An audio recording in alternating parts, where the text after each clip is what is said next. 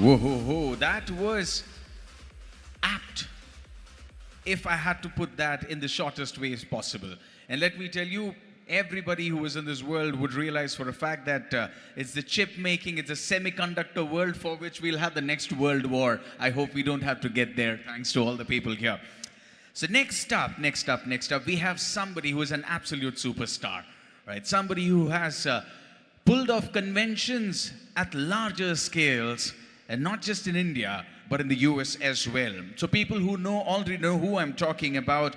I'm talking about the founder and CEO of Arogya Group, the cloud-based workforce management and the IT solutions expert, the convener of the super successful convention, which happened in Atlanta in the year 2023. As I said, people who already know who I'm talking about. Ladies and gentlemen, please put your hands together for Mr. Vijay Gudiseva.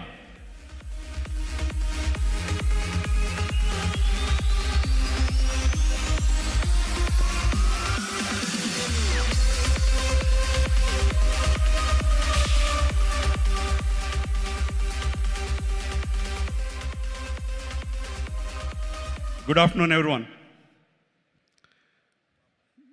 I'm honored to introduce next our keynote speaker. His name is Murali Bukkapatnam. I had a great news about him. I will share the best at the last.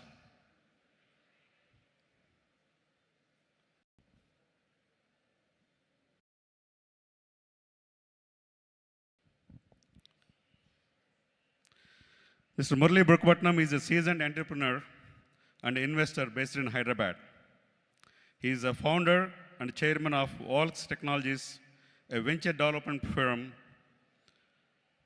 that has nurtured several startups, including ProDoir, HouseCare, GDH Workforce. In this role, he provides executive leadership with a focus on the growth and strategy, finances, risk management, and compliance. His professional journey started in USA, which is Virginia. That's where I live too. He was the managing director of BSP Systems, an IT consulting and services company based in the Fairfax, Virginia. After returning to India for good in 2008, he became the CEO and a co-founder of Mandava Spas and Hotels Private Limited. He also co-founded Domestic Workforce Private Limited, a social enterprise specializing in skill development and empower women and youth from rural and urban slums in India. Now come to the last. He's been part of a Thai global organization for a very long time. The only person reached this level from both the Telugu states is the chairman of Thai global organization. He's none other than Mr. Murali Bukkapatnam.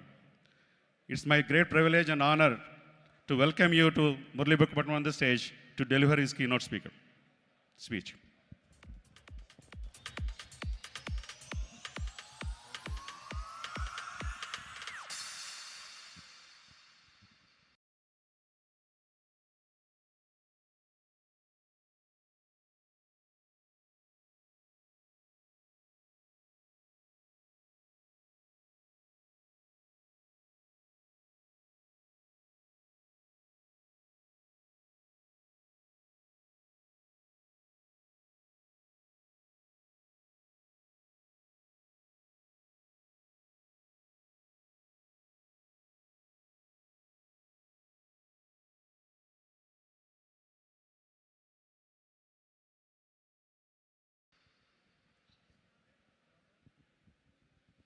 Thank you so much for connecting with me last year and getting me involved with APTA. And all my friends, Chandra and Sagar Legaceties, and all the other executive leadership of APTA. It is my great privilege to be here, standing in front of you and try to deliver a keynote and just explain what an entrepreneur is about. Karyam chese simha siktu chaitanyam, sagaramnu kadilinche alala pratapam, గగనమును అధిగమించే పట్టుదల, మనసును మెరిపించే ఆశయ సంకల్పం, అవనిపై అడుగు పెట్టగల భవిష్యత్ నేడు మనతోనే మొదలవుతుంది. అది ఇక్కడే మొదలవ్వాలి.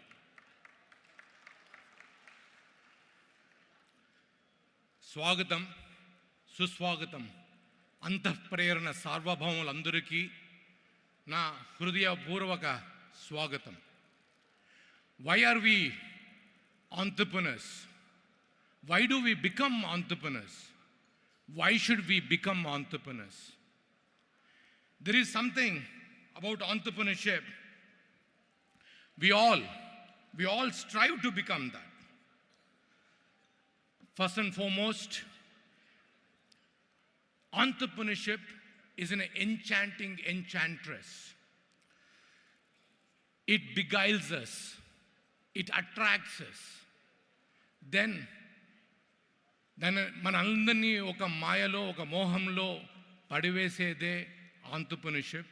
కాబట్టి మనం ఈరోజు ఇంత పొద్దున వచ్చి నిన్నటి నుంచి కొందరైతే మొన్నటి నుంచి ఇక్కడే ఉన్నారు. ఎందుకు? ఎవరు ఏది చెప్తారో ఆ విషయ సంగ్రహణ చేసి ఆ విషయాలలో ఒక 2 మాటలు మన హృదయానికి అతుక్కునే విధంగా ఉంటే దాన్ని మనం తీసుకెళ్ళి మన జీవితంలో దాన్ని ఏ విధంగా వాడుకోవచ్చు అనే దీంతో మనం ముందుకెళ్తుంటాం. All the excuses converge into one and only one reason, and that we want to leave a footprint. We want to become immortal. We seek the immortality by becoming entrepreneurs. ఏది ఉన్నా ఉండకపోయినా ఈ భూప్రపంచంలో మనము చేసే విషయం, the reason even today Jamshedji Tata or Ratan Tata now is remembered is not because of who they are, it is because of the footprints they left behind them. So that is the immortality each and every entrepreneur seeks, and that is the immortality which drives us to become entrepreneurs. మనము తల తాకట్టు పెట్టైనా, మన యొక్క భార్య యొక్క నగలు కుదువు పెట్టైనా, మన నెల జీతం ఇవ్వడానికి మనం ప్రయత్నిస్తాం. మన ఆఫీస్ రెంట్ కట్టడానికి తయారు చేస్తాం. ఎందుకు? హాయిగా ఏదో ఒక ఎంఎన్సీలోనో ఏదో ఒక దగ్గర మనం పని చేసుకోవచ్చు. కానీ but that is not what we want. We seek the immortality by becoming the entrepreneur. పూర్వం, in the past, we used to seek the immortality through our sons. We as parents, నా కొడుకు గొప్పవాడయ్యాడు, నేను ఆ గొప్పవానికి నేను తండ్రి అని గర్వంగా చెప్పుకొని ఆ పేరుతో జనక మహారాజు సీతాదేవి ద్వారా, దశరథ మహారాజు శ్రీరామచంద్రుని పేరు ద్వారా ఇమ్మోర్టాలిటీని తెచ్చుకోగలిగారు. కానీ ఈరోజు entrepreneurs are seeking the immortality through themselves. Today, if Pradeep Vajram has become that, he is seeking the immortality because he has sold his company, he has built 10 other companies. If you heard 10 other entrepreneurs on the stage yesterday, they have sought the immortality by becoming the entrepreneurs who they are, not because of the credentials or the credos of the family backgrounds. So that is why we become the entrepreneurs. In the annual death and ceremony, the son makes the offerings, and not just his father, but to the 8 generations. This certainly was a clever way to become immortal. The times and the dimes have changed. Now we seek the immortality by becoming entrepreneurs. Here, have you ever heard of Sanskrit word antaprerana? It means inspiration from within. That is who we are. Entrepreneurs are inspired from within. We are the magical thinkers. Let that magic be within us. Pradeep was talking about passion within. That passion is nothing but the antaprerana. We have to think within ourselves. What makes us get up at 6 o'clock in the morning and go to work? That is what antaprerana is about. Can we all have that passion, that antaprerana for us to seek the immortality. Utsaham, Sahasam, Dhairyam, Buddhi, Shakti, Parakrama, Shadyante, Yatra Tistanti, Tatra Devopi Tistati. Enthusiasm, adventurous spirit, courage, intelligence, energy, and boldness. Wherever these qualities are prevalent, God is sure to be present there. I hope God is present here today. God is present among all of us so that we become that courageous, we become that adventurous, so we make our community proud and we do create trillions of dollars of economy in the coming decade.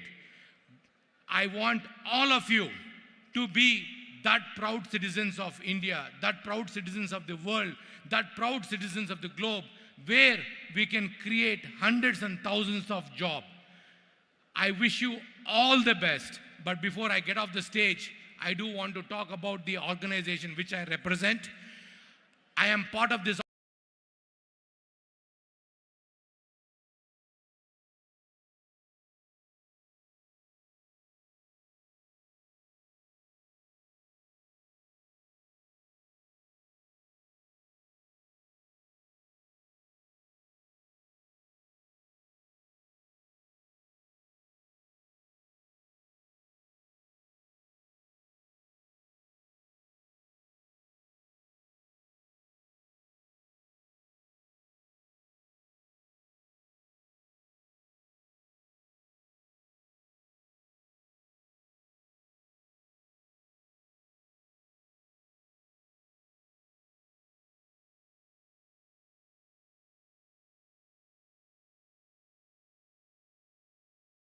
organization called TIE.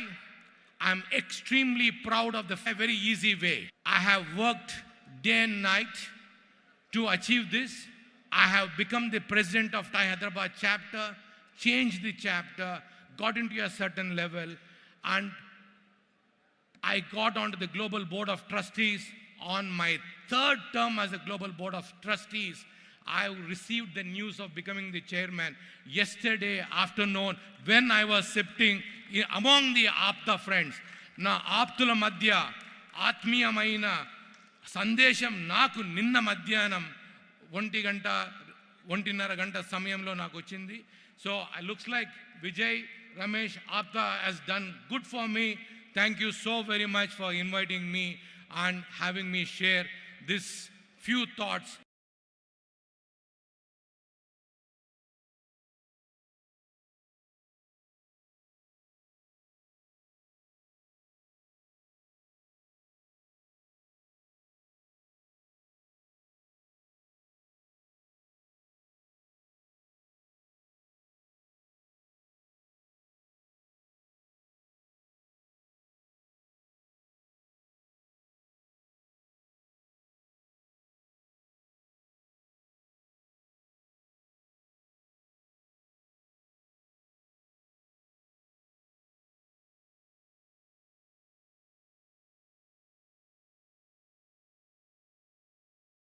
Among with my fellow entrepreneurs.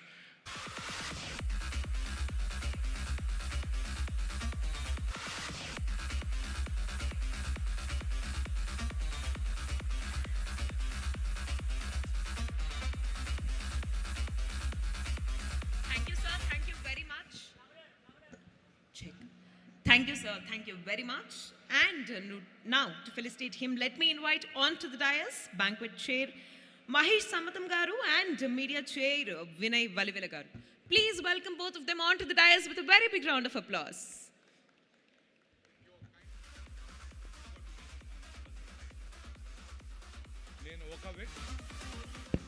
ఒక వ్యక్తి పేరు చెప్పేది మర్చిపోయాను. సుబ్బు కోట, wherever you are, that man is a energy with a firebrand.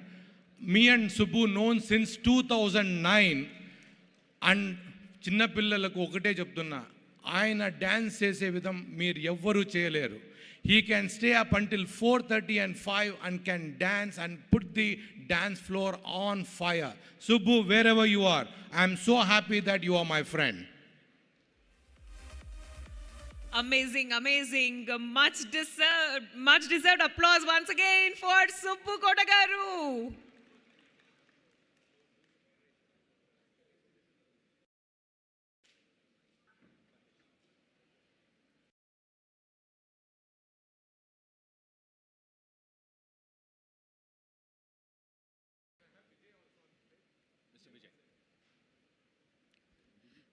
Requesting Mr. Vijay garu to come and join us on the stage, please.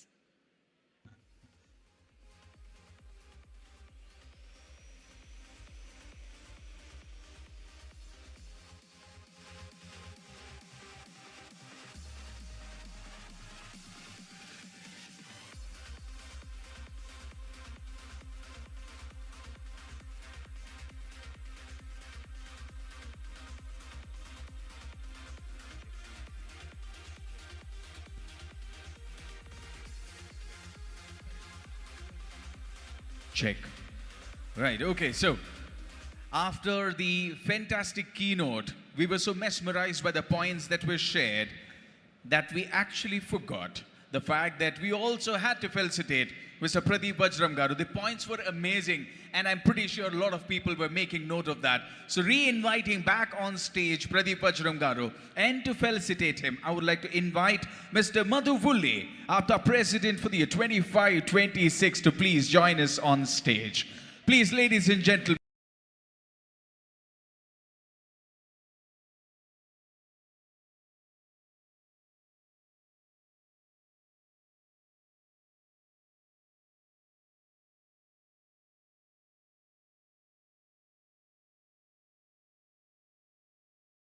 And please put your hands together, because the points that I'm sure is going to make big idea.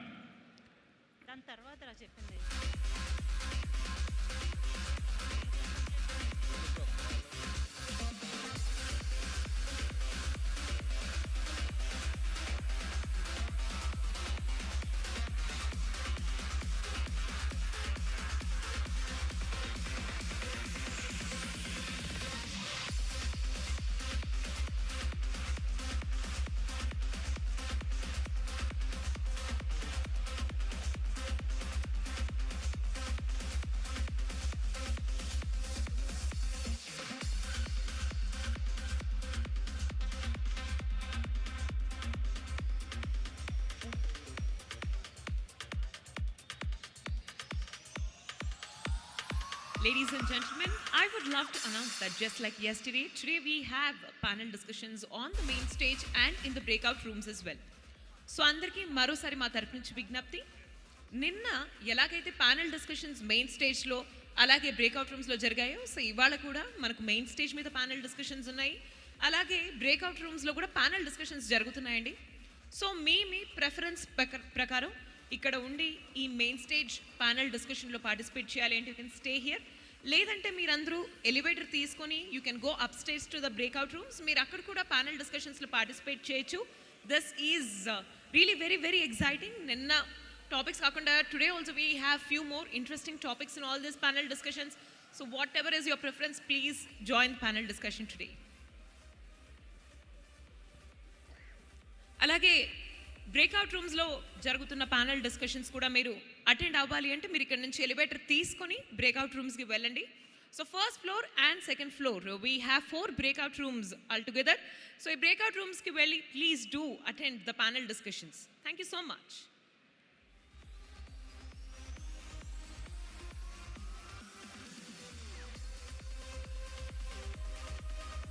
To kickstart the panel discussion here, the main stage panel discussion, let me invite on to the dais Mr. Dilip Garu. Is already here, so he's going to take charge of today's panel discussions just like how he did it yesterday. Hello Dilip Garu, welcome, good morning. Good morning guys, good morning, great job like as usual, both of you looking stunning. So we will kickstart our day 2 panel discussions now. Thank you for our MCs Harish and Sri. We'll see you in the evening after our panel discussions. So for everyone who was here yesterday and for everyone who is here today, my name is Dilip and I'm here from Vegas to collect, collaborate, and to create like every one of you. So to all the entrepreneurs and the future entrepreneurs right here, a very warm welcome from APTA Katalyst. And I would like to invite right now to start our first panel discussion. So we have some exciting panel discussions lined up today here on the main stage and also in all the breakout rooms.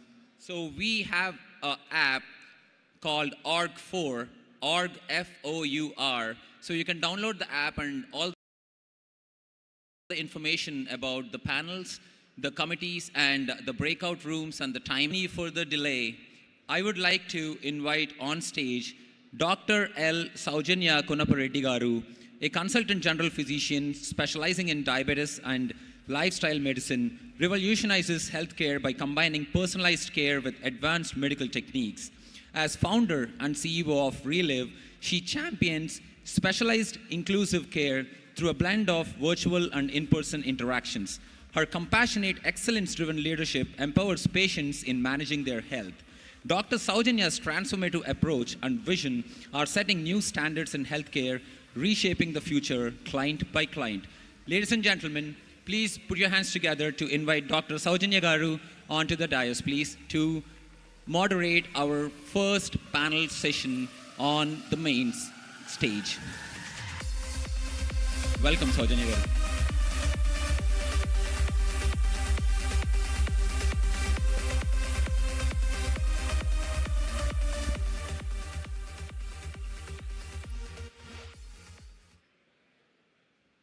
I would request Dr. Chitla Kiran and Dr. Rajani to kindly introduce the panelists for the session today.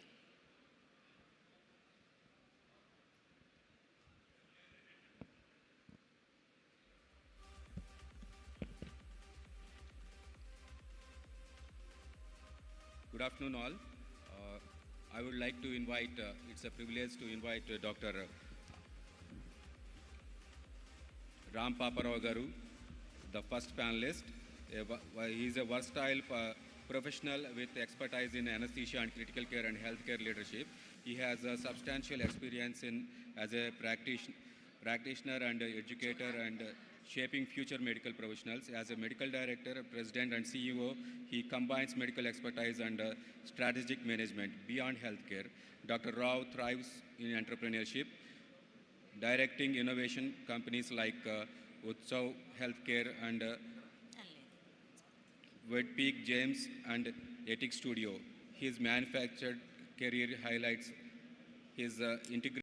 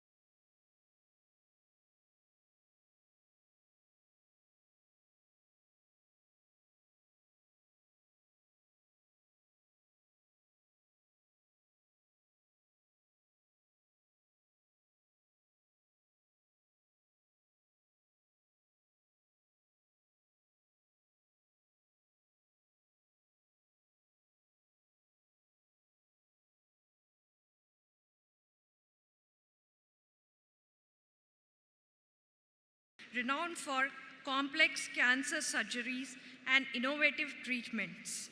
His transition into politics reflects a commitment to societal well-being, leveraging medical insights to inform healthcare policy. Running for Lok Sabha, he aims to enact broad systemic changes, balancing roles in medicine and politics. He embodies leadership and service, continuing to enhance Renova Soumya's excellence while championing policy-driven societal advancements. Welcome, sir. The third panelist, Dr. Shekhar Shubhaya, a seasoned neonatologist with over 20 years of experience in India and Australia, holds an MBBS from Mysore Medical College and MD Pediatrics from Bangalore, plus a fellowship in neonatology in Australia. After working in Australia, he returned to India in 2012, serving as a neonatologist and medical director at Cloud9, Bangalore, and co-founding Kangaroo Care Women and Child Hospital, dedicated to neonatology research and teaching hospital healthcare entrepreneurship. He advanced Kangaroo Care expansion across the Karnataka. Please welcome, sir. Thank you. Thank you, Dr. Kiran and Dr. Rajani. Thank you very much. So without further ado, the panel discussion today is about disruptive strategies for growth and profitability in healthcare. Actually, when this topic was put up, we got an interesting question from the audience. Why should healthcare strategies be disruptive? I think that's where we are going to start the panel today. And as we know, Dr. Rampapa Rao sir had always been behind disruptive strategies in healthcare for the past 30 years that we know of.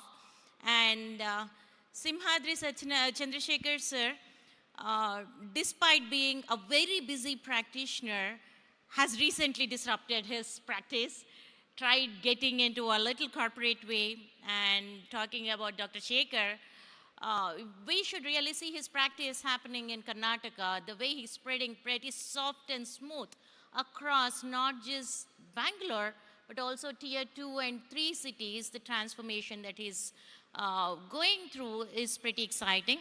So over to you, sir, Papa Rao sir. So I want you to please enlighten us as to why do we need disruption in healthcare strategy for the business to get enhanced? First of all, very good morning to all the people present in this hall, and thanks for the APTA organizations for allowing us to address this particular forum and as panelists about the healthcare. And to the question that what you posed, disruption is a word is a buzzword in entrepreneurship. Now, as Peter Thiel says, we are not talking medicine here. And in the business of healthcare, like any other business, unless you think about something of a non-competitive nature, then only there's a good probability of succeeding. Now, competitors is for losers.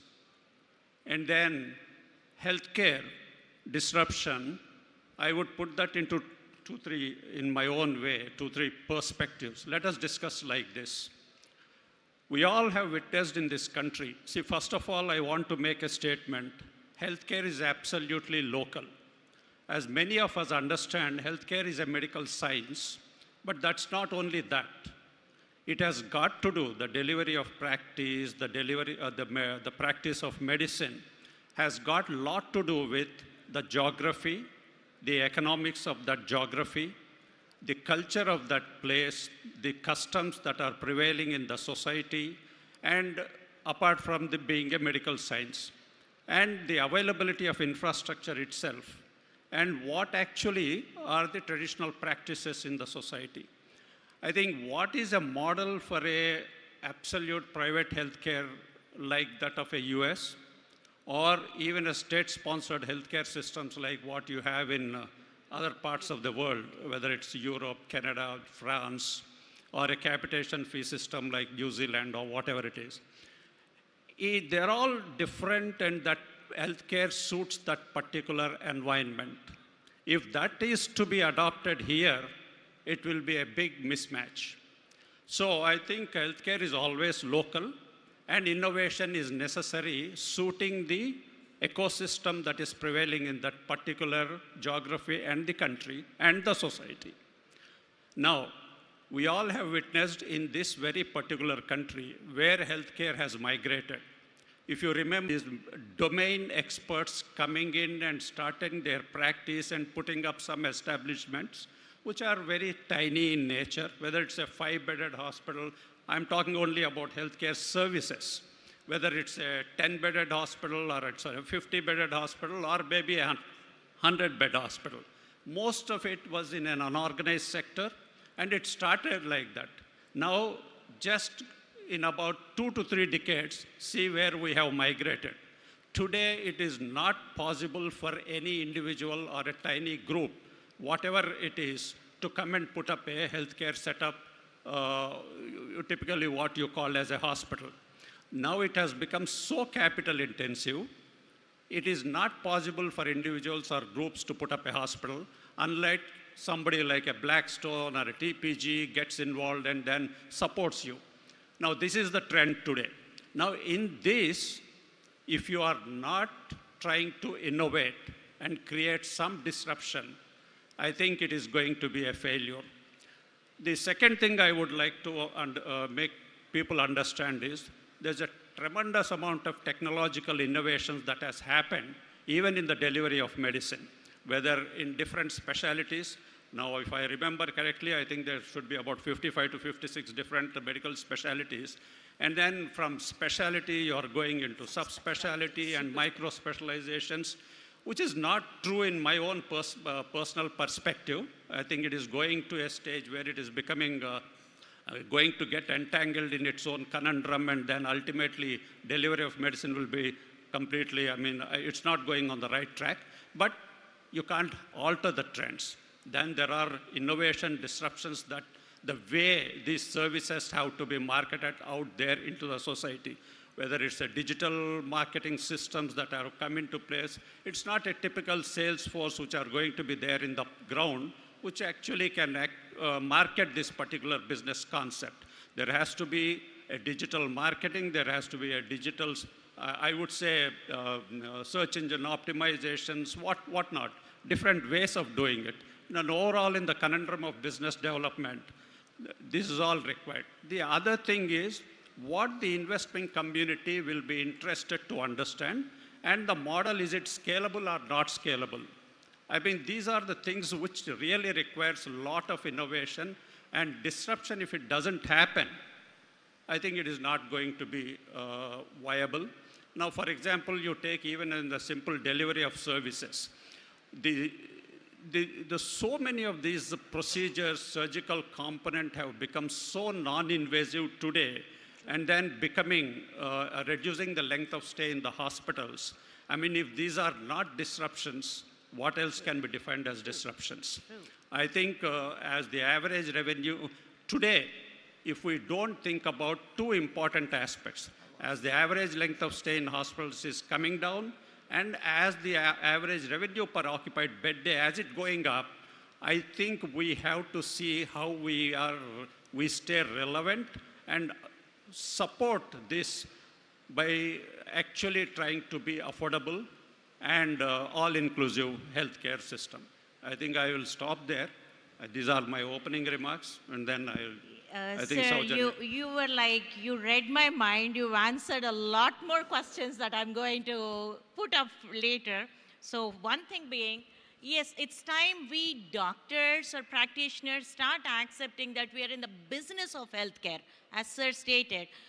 The more we look at it as a service, in service, there is no service and business coming together, at least in the local perspective, the way it is perceived in India. We have to break that and accept the fact that we're in the business of healthcare. Only then can we get investments into this capex intensive business that we are running. And the second thing, whether you believe it or not, the very question was the past, present, and future healthcare landscape in India, which you pretty well answered all by yourself, sir. So, Chandrasekhar, sir, you have been a pretty conventional practitioner all these years. You were that doctor-owned business, family-owned business, and now the disruptive stage that you have come into in your practice, in your legacy practice, what we see is you're ready for collaborations. I believe Renault Soumya is a collaboration that you got into. So we would like to understand, is it a strategy that you believe, the collaborations being strategy, that you believe to be successful for Indian healthcare scenario going forward? So. My dear brothers and sisters, thanks for inviting me for this discussion. Must thank Dr. Saujanya for all the things. She asked a delicate question, whether is the collaborative with colleagues, not a colleagues, it's a business module, how far it will be successful. If you don't think of finance, it will be successful. In many of the ways, so if you are financially, it's going on okay, till that time there is no problem with the collaboration. If there are any financial discrepancies, then probably this collaborative model won't work. So that is my personal thing. And you take the, in type, this is in metros, what you are talking in metros. In tier 2 and tier 3 cities, where our Uday Shankar and all of them are practicing, probably collaborative things are most useful in this sense. Okay, if I can reframe the question a little more, sir. Okay, what did you find as a tangible and intangible advantages put together? Because when we talk finance, it's pretty tangible. Yes. When we're talking of collaborations, there are also intangible advantages of collaborations, Yes. maybe the indirect revenue making advantages. Also, if you can please throw a light on the kind of collaboration that you got into, so that many of our peers would be interested to learn it from you. Exactly. So I'm basically a surgeon. A surgeon who works from morning to evening rarely find time to manage the hospitals and other things. So somebody helps in managing the hospital, or for future investments like expanding the system with for example, a surgeon, we also need a linear accelerator for radiation. So that itself, and a PET CT. We have the nuclear medicine department. We have other ancillary departments. So if somebody takes care of that, it is an advantage for me to have everything under one roof. The intangible advantage. Yeah, that's a great advantage. Then probably at one time, you have to have a mutual understanding between these two groups.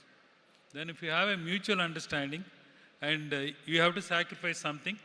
It's also a trade-off. Yeah, that's an advantage if you have a combined with collaboration. And one more thing is, so think of facilities which we have in Indian scenario. We have 700 linear accelerators in India, in entire India, of which you can take about in Telangana, we have 50. In Telangana, we have 50. Out of 50, 42 in Hyderabad. Oh. This is called centralization. Pretty much. Whenever you have a centralization, so it is very difficult for, in the future at least, to have a successful model. So all the entrepreneurs and collaborative models should go to tier 2 and tier 3 cities, at least to have a better healthcare, a better understanding, and better revenues. Excellent, sir. You gave us the cue to move on to Dr. Shekhar. Dr. Shekhar, you've been comfortably sliding between the metros to tier 2s and tier 3s. So I think you're able to understand the decentralization part of it also, of the care. And in this, how do you address the challenges of accessibility, one that you're trying to solve, but also the affordability in tier 2 and 3 areas? Good afternoon, everybody. just like to thank Dr. Saujanya and the entire team for providing me this opportunity. So adding on to both the senior doctors here, my experience with Kangaroo Care, we started in Bangalore and it went on well. We had a kind of competition from other corporate sectors as a women and children hospital. Then we went to tier 2 cities like Mysore, and there we could find some kind of local, cultural difference when compared to Bangalore. So we got adapted to the local culture with respect to the practices, with respect to the price, affordability, and acceptance. So it took 2 years for them to accept, and slowly we got better. And that made me to think that, okay, in tier 3 cities, there is a vacuum. So in tier 3 cities, in the district headquarters, some of the district headquarters, they can afford, but they don't have the healthcare facilities. And why we are not entering into tier 3 cities is because we are not aware of the requirement. The environment. Yeah, see, there's a place called Ramnagaram where I come from. That's my native. It's a district place, very politically hotbed. It's about 35 kilometers, and it's easy, 45 minutes to drive, but there is no good healthcare facilities. Everybody comes to Bangalore. But people can afford, quite rich because of the lands. So we took over a campus and we started, 8 months back. And there was a vacuum, health vacuum, and need was there.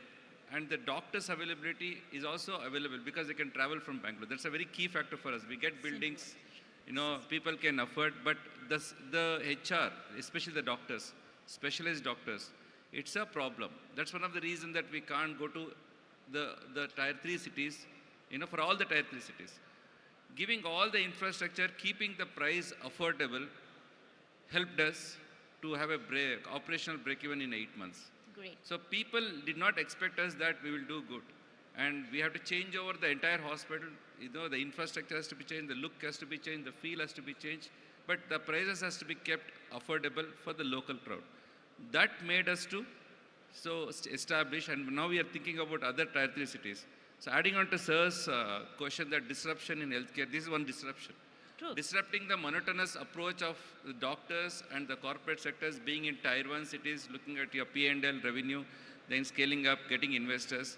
This is a different way where you give service, make name, make brand, and help the people, and also sustain and make a big brand later.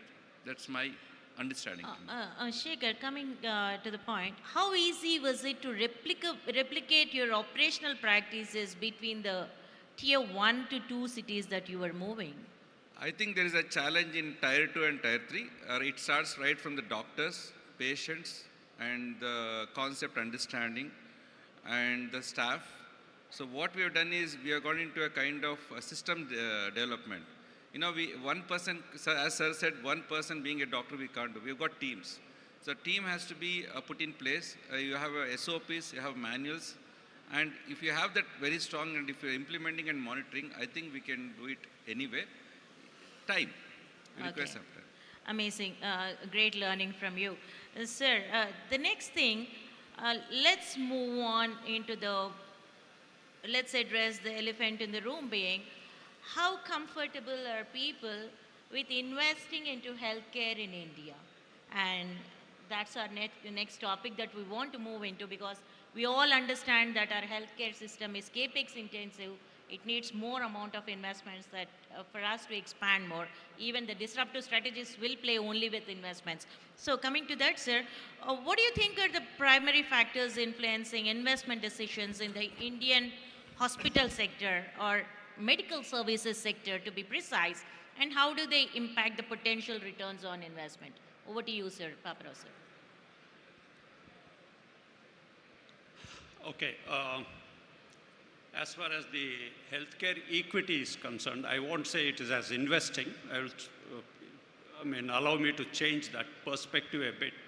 I think I would say healthcare equity. It is like this.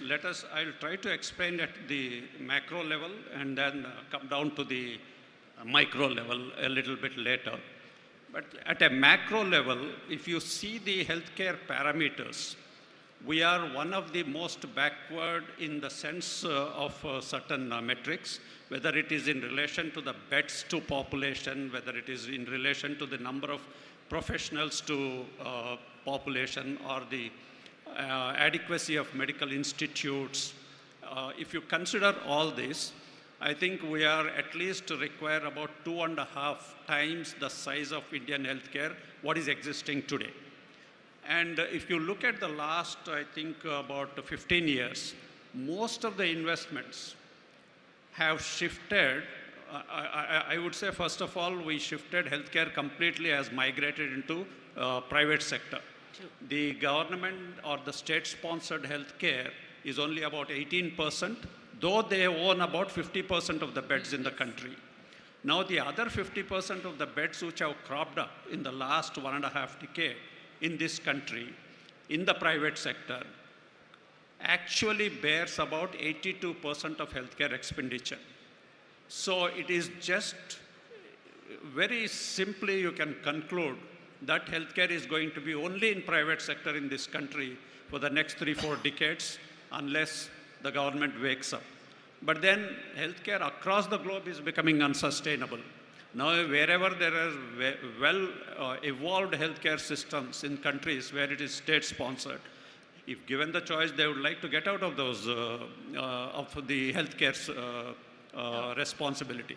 So, in such an eventuality, when the market size is about 2.5 times, I think investment is just a foregone conclusion. You require tremendous amount of capital infusion into this system to gear up to that requirement of the citizens' healthcare. Now, having said that, now where is this happening? Hitherto, in the last 1.5 to 2 decades, I think most of the healthcare investment happened into only metro or tier 1 based cities. True. And into acute care beds. But that healthcare is not only acute care and not only in metro end. So if it has to go into hinterland, like what Shekhar was mentioning about, I think it requires enormous amount of capital and then the migration of the capital from tier 1 to this hinterland. Now, having said that, how that investment has to come into it. Now, why, look at the recent happenings that is here. Why should a Blackstone come into India? And then why should all these, I would say the top-notch alternate investments funds are coming into India? Obviously, they are seeing something in Indian healthcare. So I would say Indian healthcare has not even started in this country. I mean, healthcare in India has not even started. We are still at the starting blocks. We didn't even take the first step in the race. So if the country, somebody was saying in one of the keynote address, if we have to become a $10 trillion economy by 2030 or 32, or for that matter, if you have to become a 45 or $50 trillion economy by 2045 or so, now where this money will come from? Obviously the growth is here in this country. And what does a growth requires in anyone? It is proven across the world. Either it has to be education, the investment has to go into education, or healthcare. So Indian healthcare, I think, is a sunrise sector. Investment has to happen. And if we don't think about and do this domestic investment, like what happened in traditional e-commerce companies like Flipkarts and others, the foreign investment will come, FDI will come, and then the capital flow and the returns will go back outside back again to those countries. I think it is better we wake up and think about getting investment from the domestic people into their domestic companies. I think that would be my perspective. Amazing. And then we are very clear that these are all capital intensive units. Though all this technological innovation with miniaturization of all these monitoring devices to surgical intervention happening, hopefully the costs also may come down. So if that is the thing that is going to happen, I think there will be some meaning in the type of investment that happens and the returns you get. I think this would be my perspective. Sir, Chandrasekhar Rao, sir. So, sir has, as usual, taken over the next question. The same thing, sir. The latest advancements in healthcare technology, how good are you? Because you come from a legacy of long, for decades of experience, and The technological changes in healthcare are quite rapid of late, to be very fair. So, what's the role of adoption of advanced healthcare technologies into your current practices, despite being legacy, and how did it change the ROI? Was it bad? Was it good? So it's open, like, let's discuss it amongst our people. That's the whole point. Uh, yeah, keeping it pretty open. I would like to support Dr. Rampapa Rao about this, the healthcare scenario. If you take the doctor versus the population ratio, we have at the present 0.4 per 1,000. Actually, we require a minimum of 1.5 per 1,000. Then a nurse is hardly 1 per 1,000. You require 3 per 1,000. True. Then you see the number of medical colleges are coming up, and proportionately we don't find nursing colleges.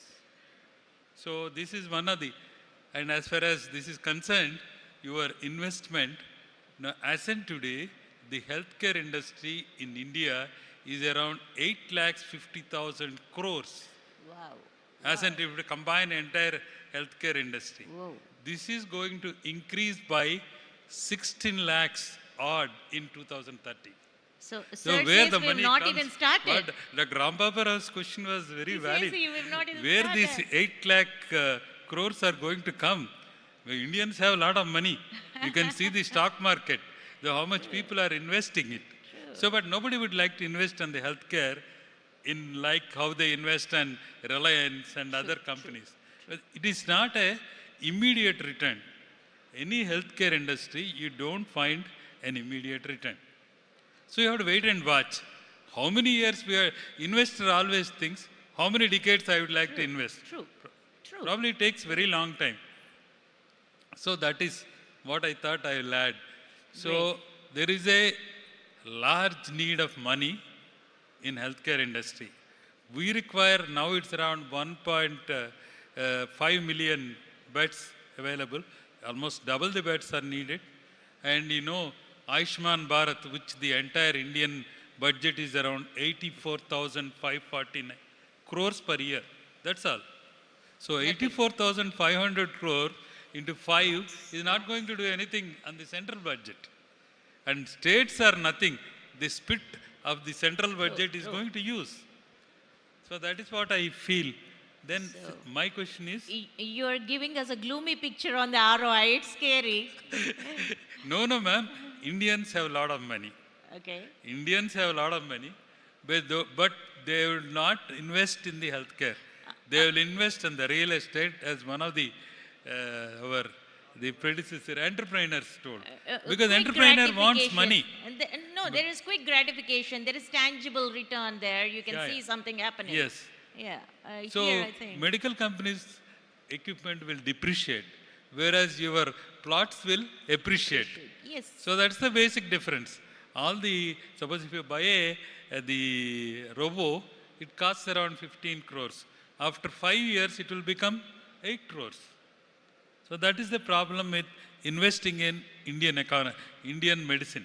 When we come to that, that fact stays true for every technology, sir. Yes. Technology advancements, they get obsolete pretty fast. I think at least in healthcare, the redundancy is slow when compared to other industries. Would you agree to it, sir? I see the machine's redundancy in a way is relatively slow because there is FDA, the regulations, regulatory acceptances and all, which puts a hold on redundancy is what I say. I don't say it's because of the technological evolution not happening, but more of a regulatory perspective, the redundancy is slow for all the machinery, yeah. First let me, before going to that particular question, answering that, I would like to clarify certain things. As far as the return on investment is concerned, now you take typically the average revenue per occupied bed days in this country at tertiary level healthcare has gone up to about 50 to 55,000 rupees. True. This is the national average. As far as the tertiary care beds are concerned. Now, in that, most of these organized healthcare chains, because there are a lot of consolidation that is happening in Indian healthcare industry. Now it's a matter of putting up 10,000 beds, 15,000 beds. So anybody who has in one particular location like Hyderabad, about 3-4 hospitals, and they themselves were thinking they are too big, but then they become so miniaturized in the larger context of consolidation that it becomes very difficult for them or to survive even. So the return on investment in most of these chains is averaging somewhere between 15 to 18% in terms of EBITDA. Amazing. And when it comes to PAT, and I am talking about EBITDA levels, but when it comes to PAT, it is coming to about single digits, about 8 to 9%. So healthcare returns are not that bad when compared to other sectors. So can you And- give me and, a this relative is- sector, sir, that you Yeah. can relate to? So most of the others, I think what will happen here is you have to try and innovate. Again, a disruption is required here. Try and innovate that your capital goes into productive assets, not into real estate, and unnecessarily block that money. I think you have to create an asset-light model suiting this particular environment to create that return on investment. And it is just a matter of time before the PAT itself goes into double figures. When we are at the extreme end of the single digit, it is just a matter of time, maybe about 4 or 5 years, in my perspective, there's an interesting statistics, I would say, that if the per capita income, which is about close to $2,500, roughly about, that is supposed to double up in about by the time you reach a $10 trillion economy. That is by 2030 or 31. In such a scenario, there is some metric called as PFCE, that is the personal financial consumption expense. That portion in the average per capita is about 4.8% today, which is going to go to easily about 10%. And most of it is going to come into healthcare expense. So most of the expendable income that yeah. you're mentioning is going to go into healthcare. Yes, people will pay a premium to stay healthy. Wow. That is required because they are living longer, and then to keep up the productivity in their lifetime, they have to invest into that. And this is actually what is assumed. And that's a well-known studies and statistics that are available there. I think, so return on investment, one need not be very worrisome. And, and it has been proven, the world has proven in the last 2 centuries, that service sector economy is the longest lasting, and the best example of that is healthcare. Awesome. So you cannot have manufacturing economy exist there for 15, 20 years, and then again Becomes shelf. redundant. You have seen that in Europe, you have seen that in Japan and the electronic industry, everywhere. And Korea is going to face it, China is going to face it. So I think the service sector economy is certainly going to be huge, and the best in that is, I would say, healthcare. Awesome, sir. Thank you. Thanks for bringing life back to our conversation. Yeah. Shekhar would like to. Sir, Yes, there's a just redundancy in I'm investment. trying to get some inputs from you with this topic. So just sharing my experience as a team. We are a doctors-driven hospital. I was talking to Dr. Saujanya this morning. She came up with a concept called Doctorpreneur. Docpreneur. Okay, so here we have now, it's a mother and child hospitals and fertility centers and outreach clinics. That's the concept we are doing.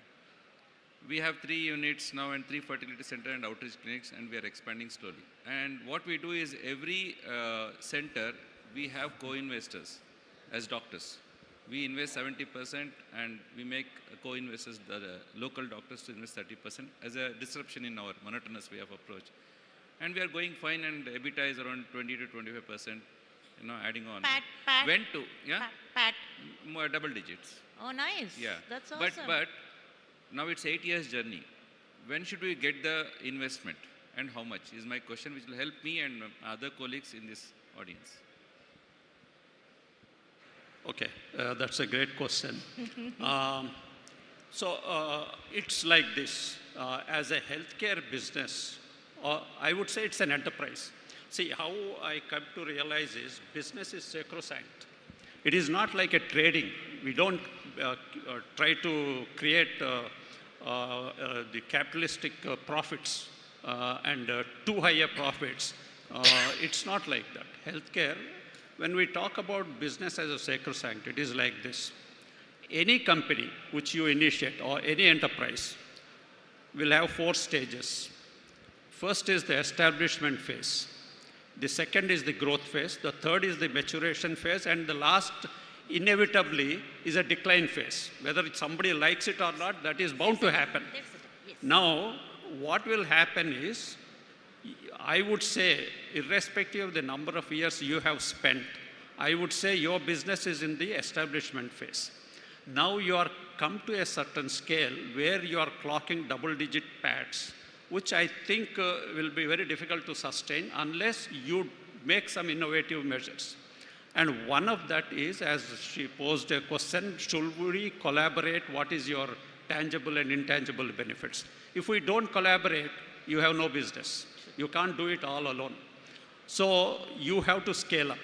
So that means you are at the inflection point of the growth phase, second phase. At that time, you require capital. And you source that capital at that time to scale it up. Now, if your business is, say, suppose you have 5 units and about, say, 200 or 500 beds, then try and see whether you can double it, triple it, or quadruple it in the next 1 decade. For that, you require capital. Capital infusion will happen now, and then establish value of your business, and then raise capital, and then scale it up. So ultimately, there is nothing like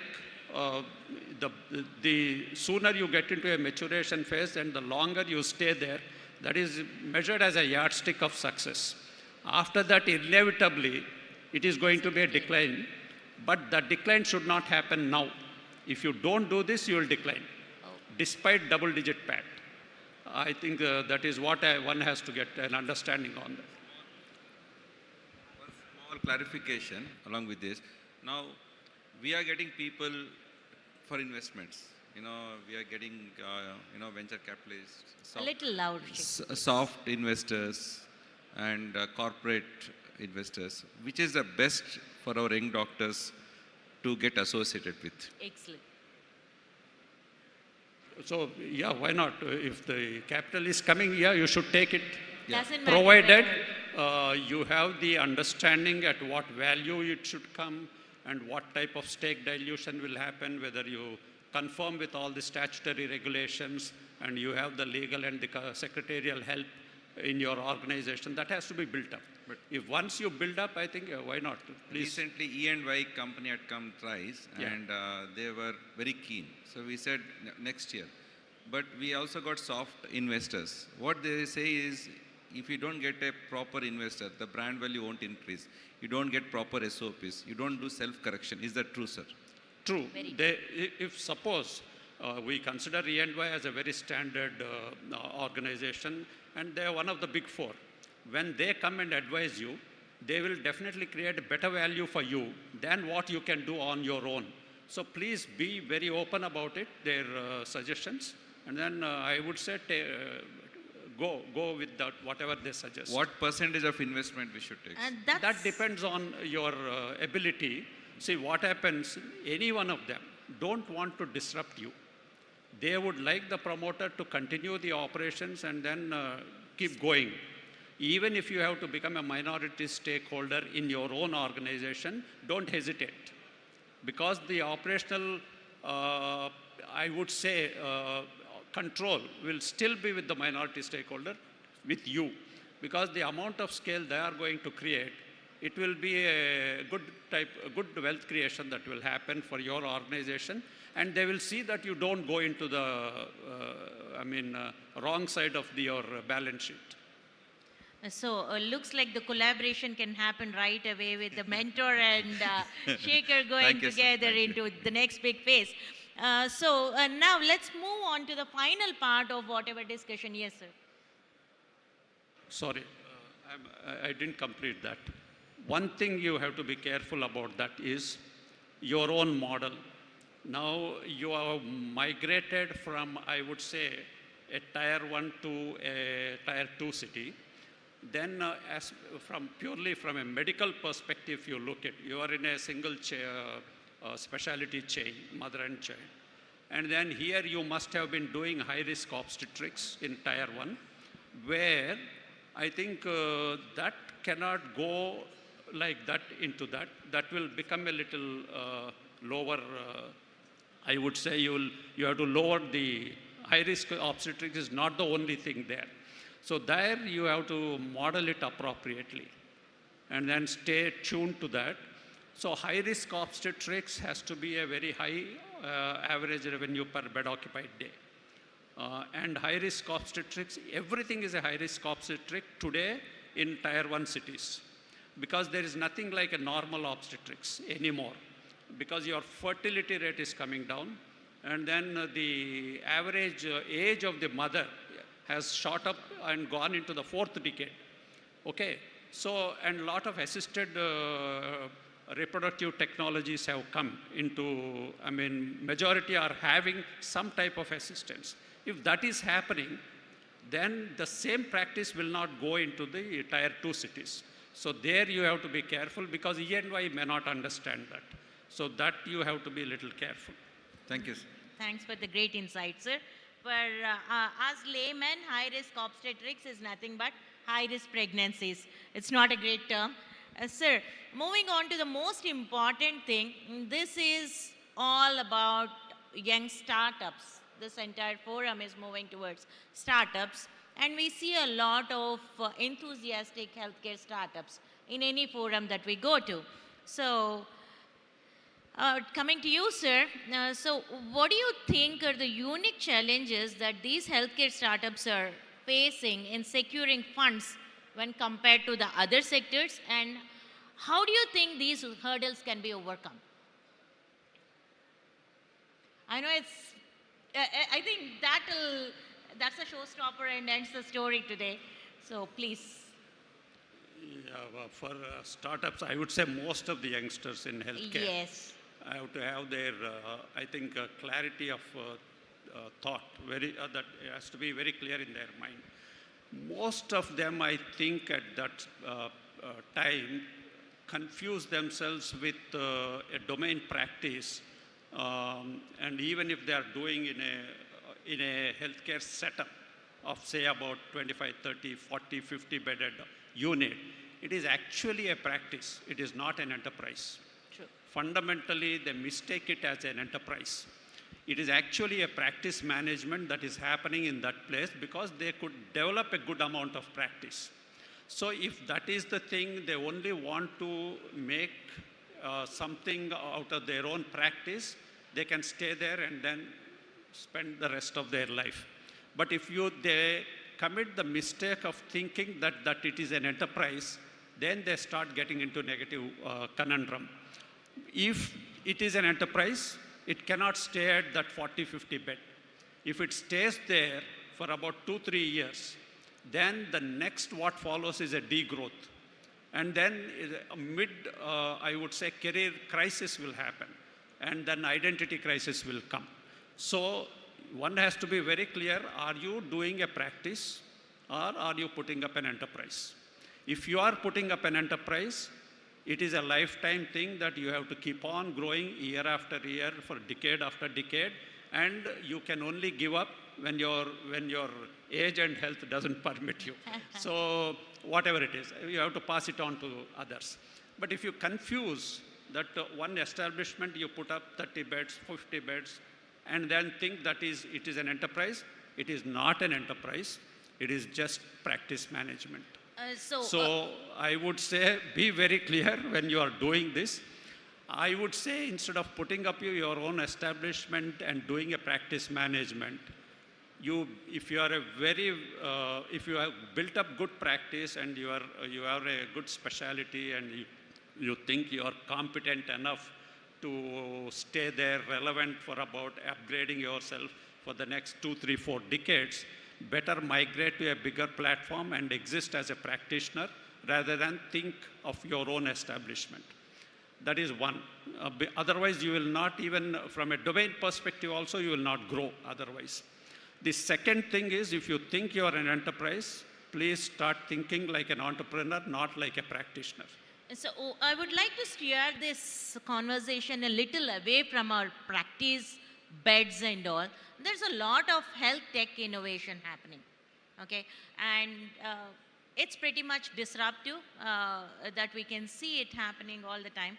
Where do you think should be the major focus of this health tech innovation in this current scenario, which can bring in a quick ROI for the investors, so that all this is a majority of the participants here are from IT industry.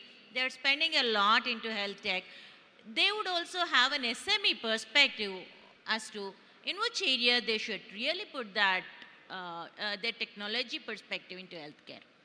Not like the medical equipment, sir, per se, but more of a soft platform kind of things. So can I? Yes, sir, back to you. So, You are the SME here now. No, okay. There are two. If you are talking about technology in medicine, Yes, sir. there are two aspects. As you said, broadly, I will divide that into a med tech and, and a typical IT products for healthcare. Now, there is a lot of, I would say, India's digital highway, as far as the healthcare is concerned. India's digital highway and adoption of technology tools is still about 4 to 5 years down the line, not now. Okay. In the sense that what has actually the flow of capital or adaptation that has happened in Europe or Western or US is not going to be the same in India, at least for 5-6 years. The reason being? The reason is they're still not realizing and then putting money into it. And so as the skilled workforce gets difficult to manage your services on the beds of hospital beds, I think that will be felt about 4 or 5 years down the line. Okay. That time adaptation will be much better, and they are likely to put up some investment as far as usage of these technology tools are concerned. But right now they are able to get a cheaper labor force. They are able to go with that. But then the other side, if you look at the changes that are happening in health tech, now you look at, first we thought about doing a product. And then if a product somebody develops, and if it is a B2C model, the amount of the capital that is required to market the product is going to be very huge, which is not possible. It will cost more than the product itself. The second thing what happened is now it has, if they think about a B2B model, the B2B model, now they say SaaS model, we are all thinking about that in healthcare. When it goes to that, what will happen is now suddenly the Microsoft CEO comes out and somebody says, just about a week back, the talk has started that the SaaS model is dead and it is going to be all licensing, AI-driven virtual assistant. Perfect. Now, if AI-driven virtual assistant has to come into services as a replacement for people who are doing services, it is going to take some time for us to figure out how that is going to come into Indian healthcare. So if you are into tech, then you stay tuned with that on a day-to-day happening. You cannot think about something is going to happen, it will not affect me, it will definitely affect you. But then you have to keep on changing the technology, adapting to the changes that are happening across. Otherwise, you will be completely out of tune. So what I feel is, if you don't have the knowledge for that, please don't enter into it. Because it is changing rapidly. By the time you develop something, it is not there when you complete the product. So that is one. The second thing anyway is the technology that is coming into instrumentation, in medical instrumentation. Medtech. Now, as you have looked at now, sir will know much better than much me more, how these what type of generational changes are happening in whether how the way you diagnose patients, whether it is in life sciences labs, whether it is in instruments like your endoscopics, to so many non-invasive tools that have come, and the diagnostic equipment that has come, to actually surgeries and everything becoming miniaturized, minimally invasive, requiring short length of stay in hospitals. These are technological innovations. This is just because of technological innovations. And the new drug discovery itself. Yes, I yes. mean, he will vouch for that, the That type has of changed the practice of cancer management. the type of molecules that are invented in even in the medical oncology for segment. I think it is actually reducing the amount of these receptor blockers or facilitators, whatever it is coming out. I think it is reducing the morbidity related to the treatment itself. Side effects. I think so. These are other innovations that are happening. Yeah. Amazing. Sir, Chandrasekhar sir, now as a pretty conventional practitioner that you've been, how do you think AI in healthcare is going to change the way we practice? Because that's the biggest discussion I see happening in many of the doctors' forums of late. And that's where most of the software, I mean, the technology entrepreneurs are trying to put their mind and money into. So that's a big thing that is still debatable as to how quick is AI in healthcare going to get adapted into our practices, and what is it going to replace? How quick money is it going to make? Yeah, definitely. I need the perspective of a legacy practitioner and also an entrepreneur who really puts his money there, sir. Only thing is, we lost a good anesthetist for entrepreneur. We lost a very good anesthesiologist for entrepreneur, entrepreneur. no. So that is one. Basically, I have seen an evolution from a clinical medicine to so-called what you said as artificial intelligence, technologies, development, and all the things. See, what happens is, ultimately, you should know the basic medicine. You should also know the most recently diagnosed technology. I will tell you an example. Recently, I have seen one patient with a parathyroid adenoma, which is neck swelling, which is 3 to 4 centimeters. Wherever he goes, they're asking for an ultrasound, asking for a PTH, asking for a calcium, asking for a system-wide scan of the parathyroid. But when I examined, he told me, sir, నువ్వు ఒక్కడవే sir local patient, నువ్వు ఒక్కడవే sir మేడమే చేయబెట్టింది, ఎవరు చూడలేదు sir. అంటే that indicates that we are losing our clinical sense. So even in US, now they have made a strict guidelines for follow-up. I have seen few of the centers, every 4 months, 3 months, CT neck, CT chest, CT abdomen. True. Ultrasound neck, ultrasound abdomen, ultrasound neck, without putting a hand on the patient. So the US has made a guideline because it is an insurance-driven system. Exactly. So once the insurance-driven system has put, you can't ask this investigation. If you ask, we don't pay. If you want to pay the thing, you should have some rationale in asking. So all the things are very essential. We must update to them. I have seen operating without diathermy in Guntur and Usmania, where there is no diathermy, and diathermy is available only to the civil surgeon, not to the PG or assistant surgeon. To that, we came to the level of doing in a so-called ligatures, harmonics, and binocular loops, microscopes.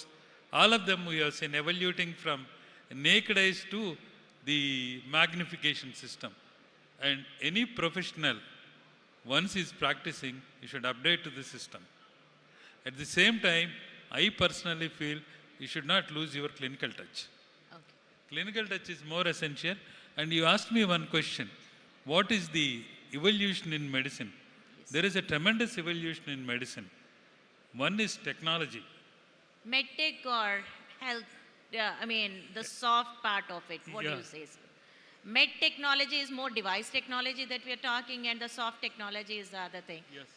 One is technology. Second, you have a clinical trials. True. When we are students, we never know what is the clinical trials. You know, the Indian scenario become a hub of a clinical trial, not only in oncology, in pediatrics, general medicine, psychiatry, anesthesiology, all the departments. Because to have a clinical trial in US is very expensive. True. So that is why all the companies, the molecules are coming flood here to in India. India. True. So that is reason why in Indian scenario, you have so many clinical trials going on all over the Indian centers. That is a one way we know the medicine faster. They release the FDA approval will be easier because of the numbers. And then we also have an advantage of our patients exposed to newer medicine. Great. Sir, we really want, we are done with our time. So the final question again, because you are the disruptive person in the panel, so we can't help but ask you, what do you see the factors that investors prioritize when evaluating a potential health tech startup, a disruptive health startup, I would say? Technology, service, it doesn't matter. What do investors prioritize when evaluating a health startup? And how can these startups best position themselves to attract funding? With this, we would close this session. That's pretty straight, I think, like any other business or enterprise. I would say what they look at is whether the model is appropriate or not. The second thing they look at is the model scalable or not? And the third thing they look at is there an available market for that particular enterprise or the model? That is the other thing that they look at. And the fourth and most significant thing what they look at is the promoter and the team. That whether he has the team to walk what he is talking. I mean, these four things I would say is what typically any investor or investing firm will look into. Now, one final thing I would want, sir. Health is a felt need. That's universal. But the willingness to pay is something different. So that's where I would also say, what kind of what kind of areas should these startups really get into? Because we are all fund-starved most of the time. So I just want to understand the willingness to pay areas when we are talking of these health startups. To pay the service providers. As I told you, I think I have partially answered this in my past. Yes. One of the questions for you is, today, because I will take example of 2016-17, you take COVID 2020, pre-COVID and post-COVID. Pre-COVID, the national average of Indian hospitals, ARPOB, never exceeded 20 to 22,000 rupees. And then today, it is 2 times that minimum. The national average is actually 51,000. 51 some change. I mean, this is the national ARPOB average. So that means the people are willing to pay for healthcare today with the frightening experience of COVID. Whether we accept it or not, it has a tremendous influence on the society, the incidence of one pandemic.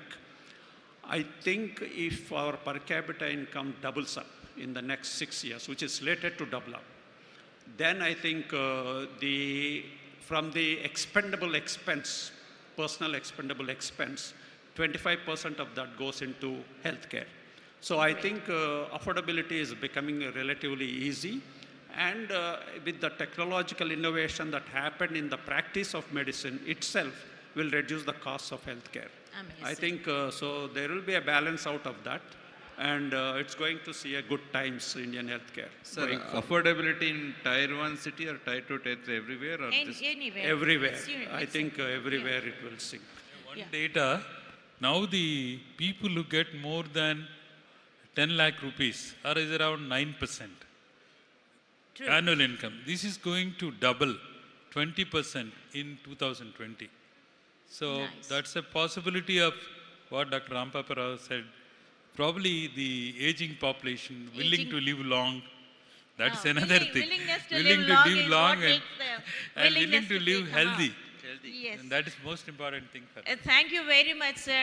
We were really thinking healthcare is not an interest area for investors. We're making it a positive impact that healthcare does need a lot of investment, but there is glory out there. We look forward to more investments coming into healthcare in future, and as you suggested, more of domestic investments than international investments. With that note, I thank you all for spending your precious time here and educating us all. Thank you, sir. Thank you so much, visionaries and pioneers of healthcare, for providing valuable and enlightening information on medical and healthcare. A big round of applause for our panelists and moderator, please.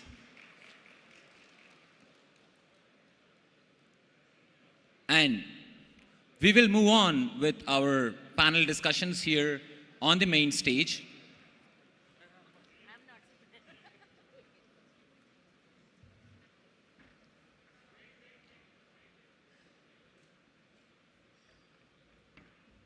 I would request all of you to please be on stage. Ma'am, all the panelists to be on stage.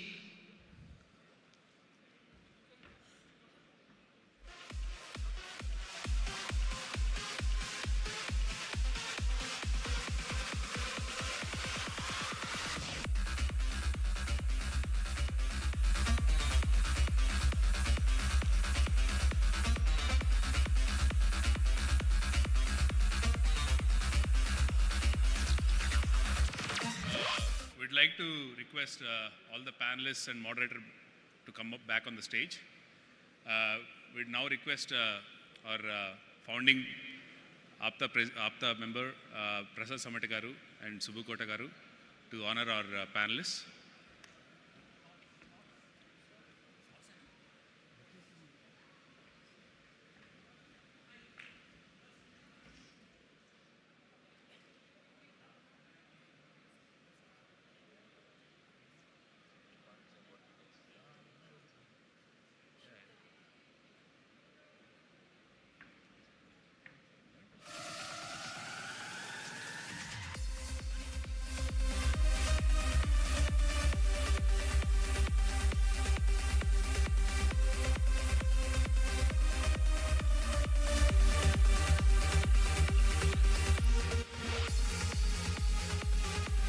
Now we'd like to request Chandu Srinivas garu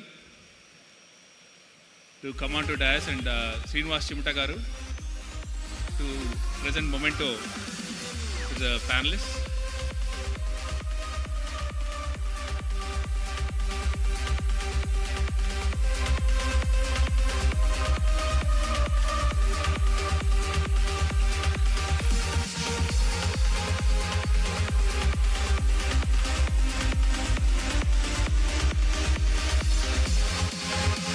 Can I have audience clap for our moderators and our panelists, please? They gave us valuable information on healthcare.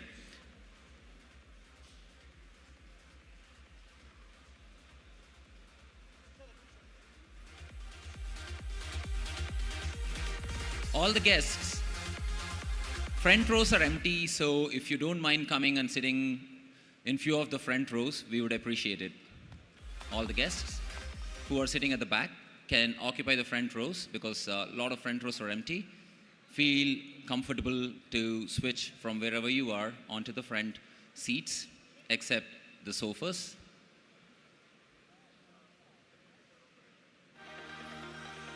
Thank you so much.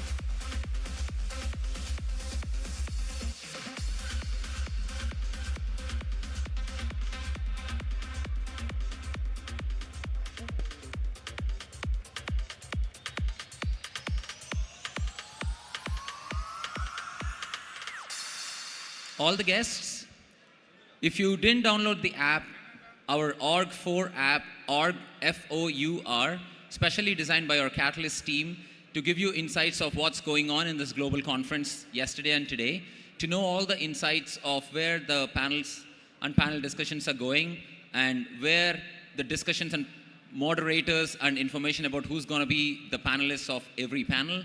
All the information is there in our app, so I would recommend everyone to please download the app from App Store or Play Store, or you can scan the barcode from your phone on the standees which were placed outside this area, and then you can download the app to get all the insights of whatever is going on here.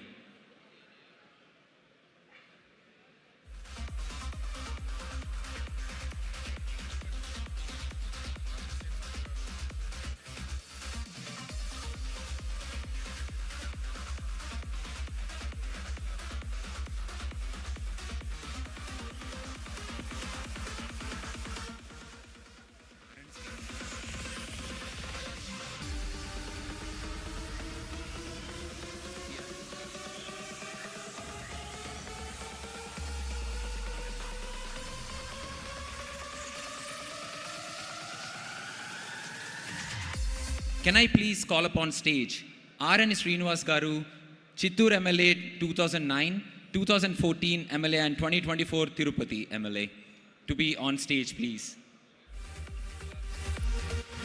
Can I also call upon stage Killar Rosai Garu upon the dais, please. And also, can I call upon stage Jagadish C.K. Garu, advocate and MS Ramaya Group of Industries, please be on stage, please. Jagadish C.K. Garu, please be on stage, please.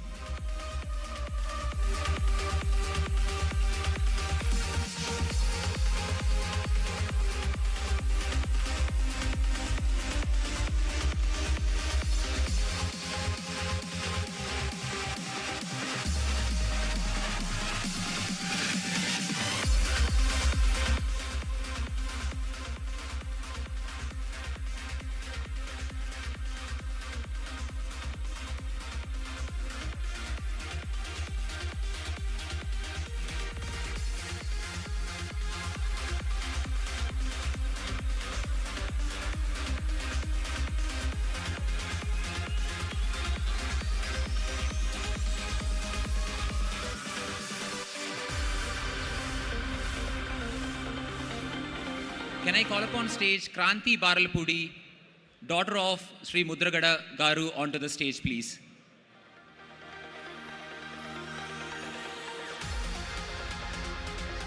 Can I call upon stage Metla Ramana Babu Garu, please, onto the dais, please.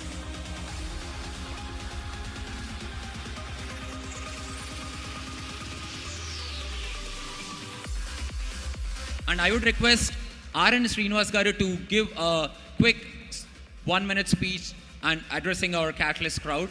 R.N. Srinivas Garu to quickly talk about our Catalyst program.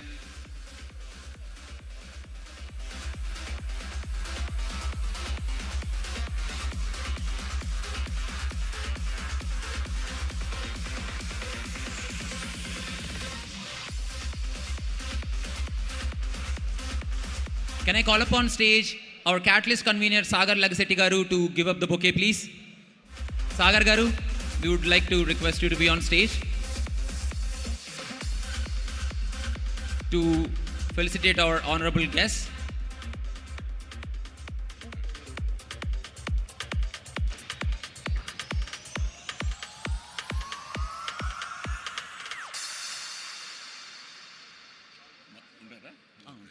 Our honorable dignitary R.N. Srinivas Garu is here to address all of us.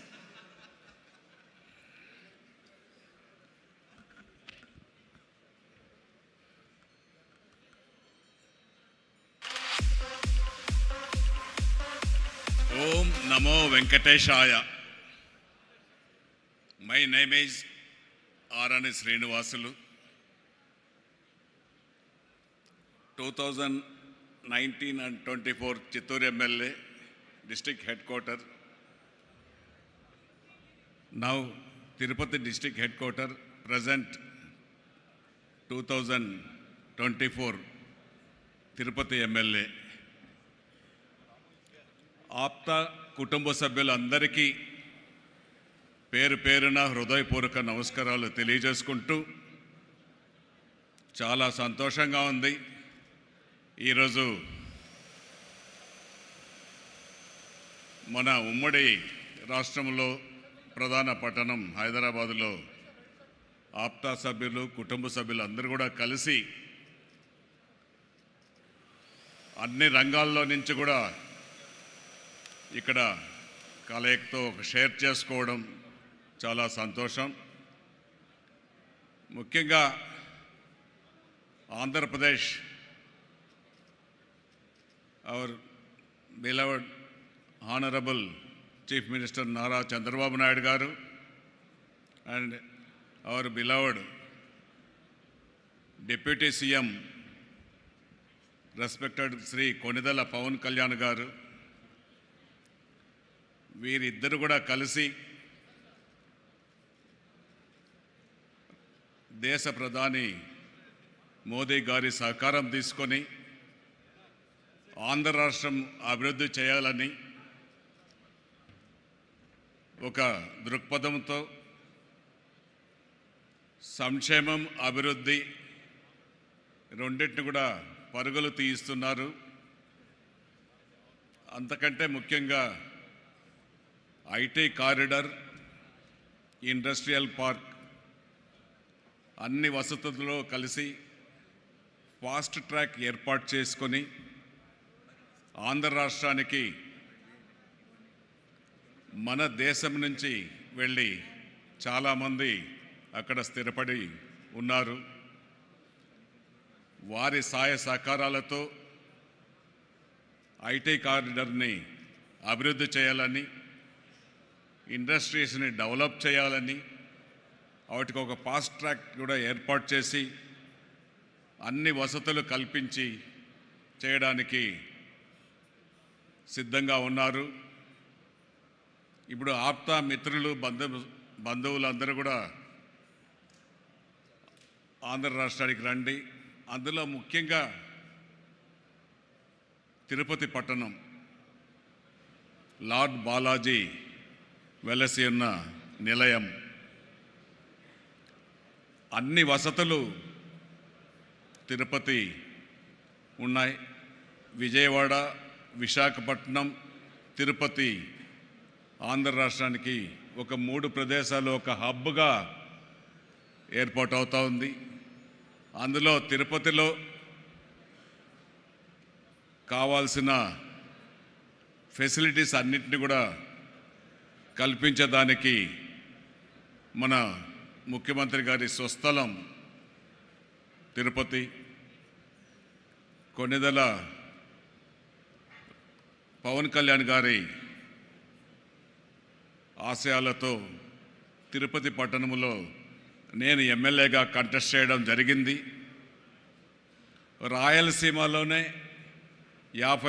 4 జిల్లాల్లో 52 మంది ఎమ్మెల్యేలు ఉంటే అత్యధిక మెజారిటీతో తిరుపతి పట్టణంలో 65,000 ఓట్ల మెజారిటీతో తిరుపతి పట్టణ ప్రజలు పవన్ కళ్యాణ్ గారి పార్టీని ఆర్ఎన్ శ్రీనివాసులు గారిని గెలిపించడం జరిగింది. ముఖ్యంగా వెంకటేశ్వర స్వామి ఆశీస్సులు, పవన్ కళ్యాణ్ గారి ఆశీస్సులతో మాకు అవకాశం కల్పించడం చాలా సంతోషమనేది కూడా తెలియజేసుకుంటూ, ముఖ్యంగా తిరుపతిని అభివృద్ధి చెందింది.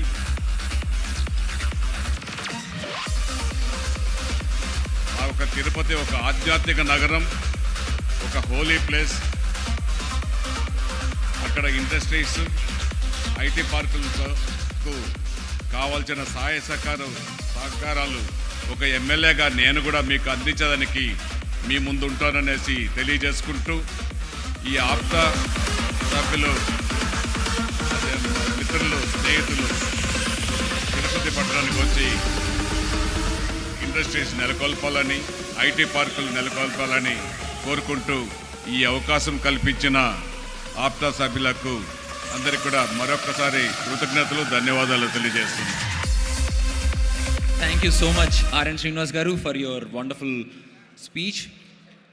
We would like to listen from all of your dignitaries on the dais, but as we are running short of time, we have a very tight panel discussion timing going on here. So we have to give the stage right now to our next panel session after the photo op. Thank you for gracing the event, all the honorable guests on the dais. Thank you for your presence from the whole Katalyst team. And without any further delay, I would like to continue our panel discussions on stage.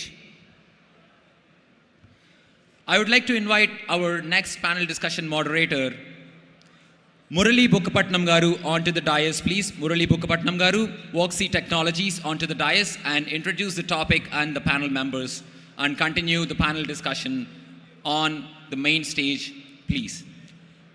Ladies and gentlemen, please give a big round of applause for Murali Bukkapatnam Garu.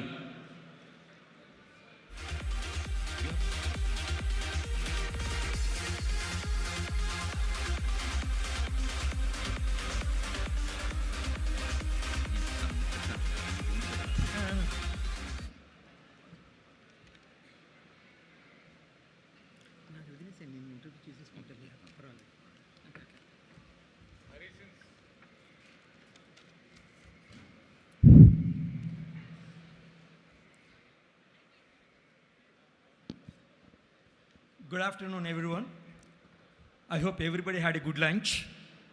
So this is Hari, welcome to APTA Katalyst Business Global Forum. This is Hari Tota, CEO of SRI Tech Solutions. I came from Tampa, Florida. SRI Tech Solutions offering consulting services as well as the project development and product development. Yeah. So, the headquarters from Tampa, Florida, and we have a presence in Mexico, Canada, Philippines, as well as in India. So, today it's my honor to be your host for this exciting session, scaling up, taking the company from 1 employee to 1,000 employees, or 1 million to 100 million revenue. That's basically is the strategies for success. Scaling up business is not just a challenge, it's an adventure filled with moments, achievements, valuable lessons, and maybe a lot of sleepless nights. Today, we are here to provide with the tools and the knowledge you need to succeed on this journey. Before we dive into our panel discussion, let me introduce someone who represents the spirit of scaling up and entrepreneurship, Mr. Murali Bukkapatnam Garu. Murali Garu is a seasoned entrepreneur and investor based in Hyderabad. He is the founder and chairman of Worksea Technologies, a venture development firm that has supported startups like Prodor, Hujker, and GDH Workforce. His leadership expertise spans growth strategy, finances, risk management, and compliance. Now he is a chair of the Indus Entrepreneurs Thai Global Board of Trustees. We are thrilled to have him here today. So without further delay, let's start the session. Welcome to Murali Bukkapatnam Garu on the dais. Hari, I'm here. Thank you. I was just waiting to embarrass myself, and you did a great job at embarrassing myself. Thank you.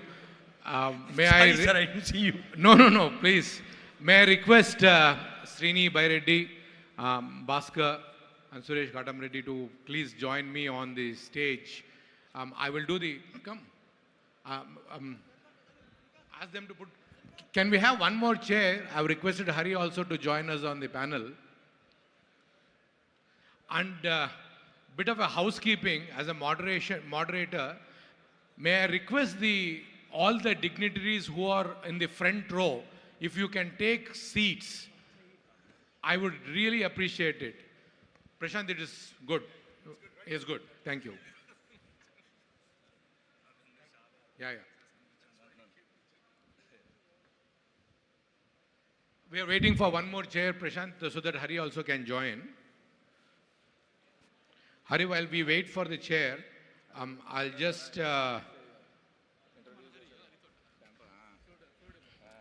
Volunteers, we need one more chair, quick. Volunteers? Yeah. Quick.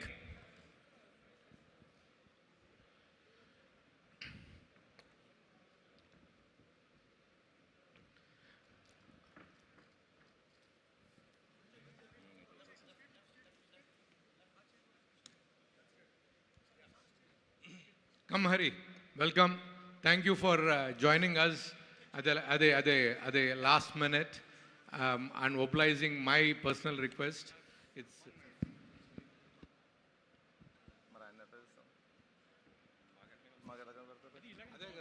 ఇదే best.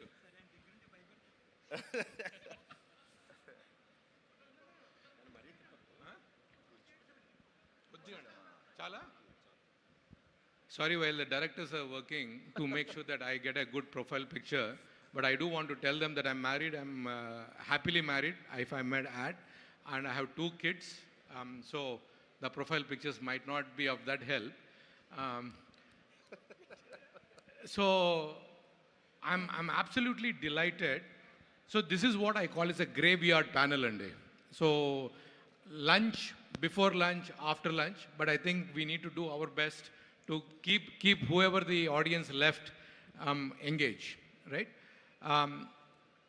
I have Srini, who have done a fantastic job setting up, exiting Navitas as a company, right? I don't want to give the figure, we'll get to that. Few $1 million of exit, few hundreds, maybe 1,000 employee company, BITS alum, right?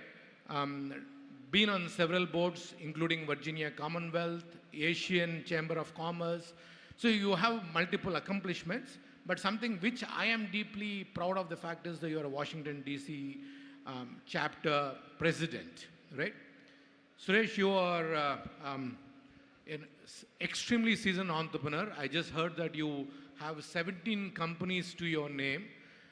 By the way, I love the name Castec, right? There is something to it to resonate with for the people. Again, superb thrilled to have you, right? I'm humbled, and I'm truly humbled that I'm getting to moderate a session with you. Bhaskar, your company name precedes you. You are one of those silent go-getter entrepreneurs. I've been hearing about Quadrant for now about 4-5 years in my circles. Thanks to APTA that I'm getting to meet you in person, right? Now you plus be 3,000 plus strength, doing a fantastic job. Hari, I just got to know you a little bit. You're at 2,000 plus or 1,000 plus. You're getting to be there. So it is great that you're getting to be there, and hopefully the lessons can be from that 1 to 1,000 people company, $1 million to $100 million journey, what can happen, right? So I'll start my first question with Srini. Guys, for people who don't know, నేను ముద్దుగా నేను ఇచ్చిన ముద్దు పేరు మా శ్రీనికి అర్జున్ రెడ్డి అండి. So Arjun Reddy cinema చూసిన వాళ్ళందరికీ ఆ పేరు ఎందుకు ఇచ్చానో మీకు అర్థమై ఉంటుంది. So Srini, can you talk about your journey, about your Guntur, about your bits? What is that got you into this part of it? Okay, so whatever he said, Patichko Arjun Reddy, right? So my journey, I'm actually from Chiralande, 10th Dhaka, and then I did my college from BITS Pilani. So my entrepreneurial journey started maybe in the 3rd year of my engineering. I don't know, you guys, most of you might have not even born or that. I'm very old. BDPS, NIIT, a training institution. So I started a franchise of that when I was in the 3rd year of my college. So that was my first entrepreneurial venture, and that was a success. So that actually gave a lot of motivation, but there are a lot of failures followed by that. And then Navitas is my maybe 7th or 8th company. I had a series of product companies and services. So we sold a couple of our products, mostly on the security side. We sold our data security product to Cisco back in 2016, and we sold our data privacy to Zscaler last year. So those are our product ventures. And Navitas by far is our biggest baby, and it's on the services side. And it has a different purpose, but we have about 600 to 700 million backlog, and we have a 2.5 to 3 billion portfolio. So it is quite a handful, and it will keep me busy. And so I'll talk more about that after that. Thank you. No, fantastic intro, Srini, and I think that resonates with many of the young entrepreneurs out there who are trying to build a company. So Suresh, before I come to you, I want to read this because somehow it resonated with your journey. Udyamena hi siddhyanti karyena na manorati na hi supastya simhasya pravisanti mukhe mruga. Works are accomplished through effort, not by mere wishes. Indeed, the deer is not to enter the mouth of a sleeping lion. And what will happen? So, Suresh, your journey with Castec has been quite impressive, right? You have shown your work through the deeds, what you have done, when you have gone to your education, and then starting. I mean, I think you mentioned about a particular incident where you and your friend didn't even have the dollars in your wallet to pay for a meal. And then so can you pick up that story and tell our audience what was that, and then come to your bit of an introduction? Good afternoon, everybody. Thanks for giving the opportunity here to share our thoughts. I don't want to bore you with my background and story of how I grew and everything. No, that is not an absolute bore. You should. You must. Now I want to jump right into the stuff where we share our experiences and see how it helps all the people that are out here. Young entrepreneurs that are trying to pursue something, they can learn from our success or our failures, and then don't get discouraged by one or two incidents, and then just follow your heart and keep striving hard.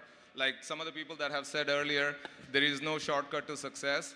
And with that, I'll go back to the question that Murligara has asked was, there was an incident that I shared with him when I was in college along with my other friend. I went to do my master's in University of Texas, San Antonio. Those were the times when I was a kid. I mean, I was young, 20, 21 years. I was partying. The money I have, we just want to spend and have fun. And there were times when this is a really good incident that I remember for the rest of my life. It's like there were times when he was my best friend, and he and I went to a cafeteria. We were really hungry. We were in the middle of the classes. He thought I had money. I thought he had money. But both of us didn't have the money. We picked up the food and we went to pay for the bill, and I was looking at him and he was looking at me. And iddar daggara double levu, jebul kali. So adithe nee daggara leva ante nee daggara leva anukunnamu, and we just left the food there. We were hungry that day, but that's one story that I want to cherish for the rest of the life. Like there could be times when you're really low in your life, not because we don't have money, but it's just because we took all the money from India. We spent it all. We like to have fun. We're crazy kids in college. But, there's ups and downs in life. You just have to cherish every moment and learn from it and then keep growing. That's what I would say for that story. So. No, thank you, Suresh. There's a very wonderful హాల్లో ఉన్న జన సైనికులందరికీ వందనాలు. జన సైనికుల గురించి ఎందుకు మాట్లాడుతున్నానంటే మన భాస్కర్ గారు జనసేన యొక్క గొప్ప what do you call well-wisher and also a big supporter for Janasena. Thank you, Bhaskar. But when you think of, when I met you, I'll again go back to Rigveda.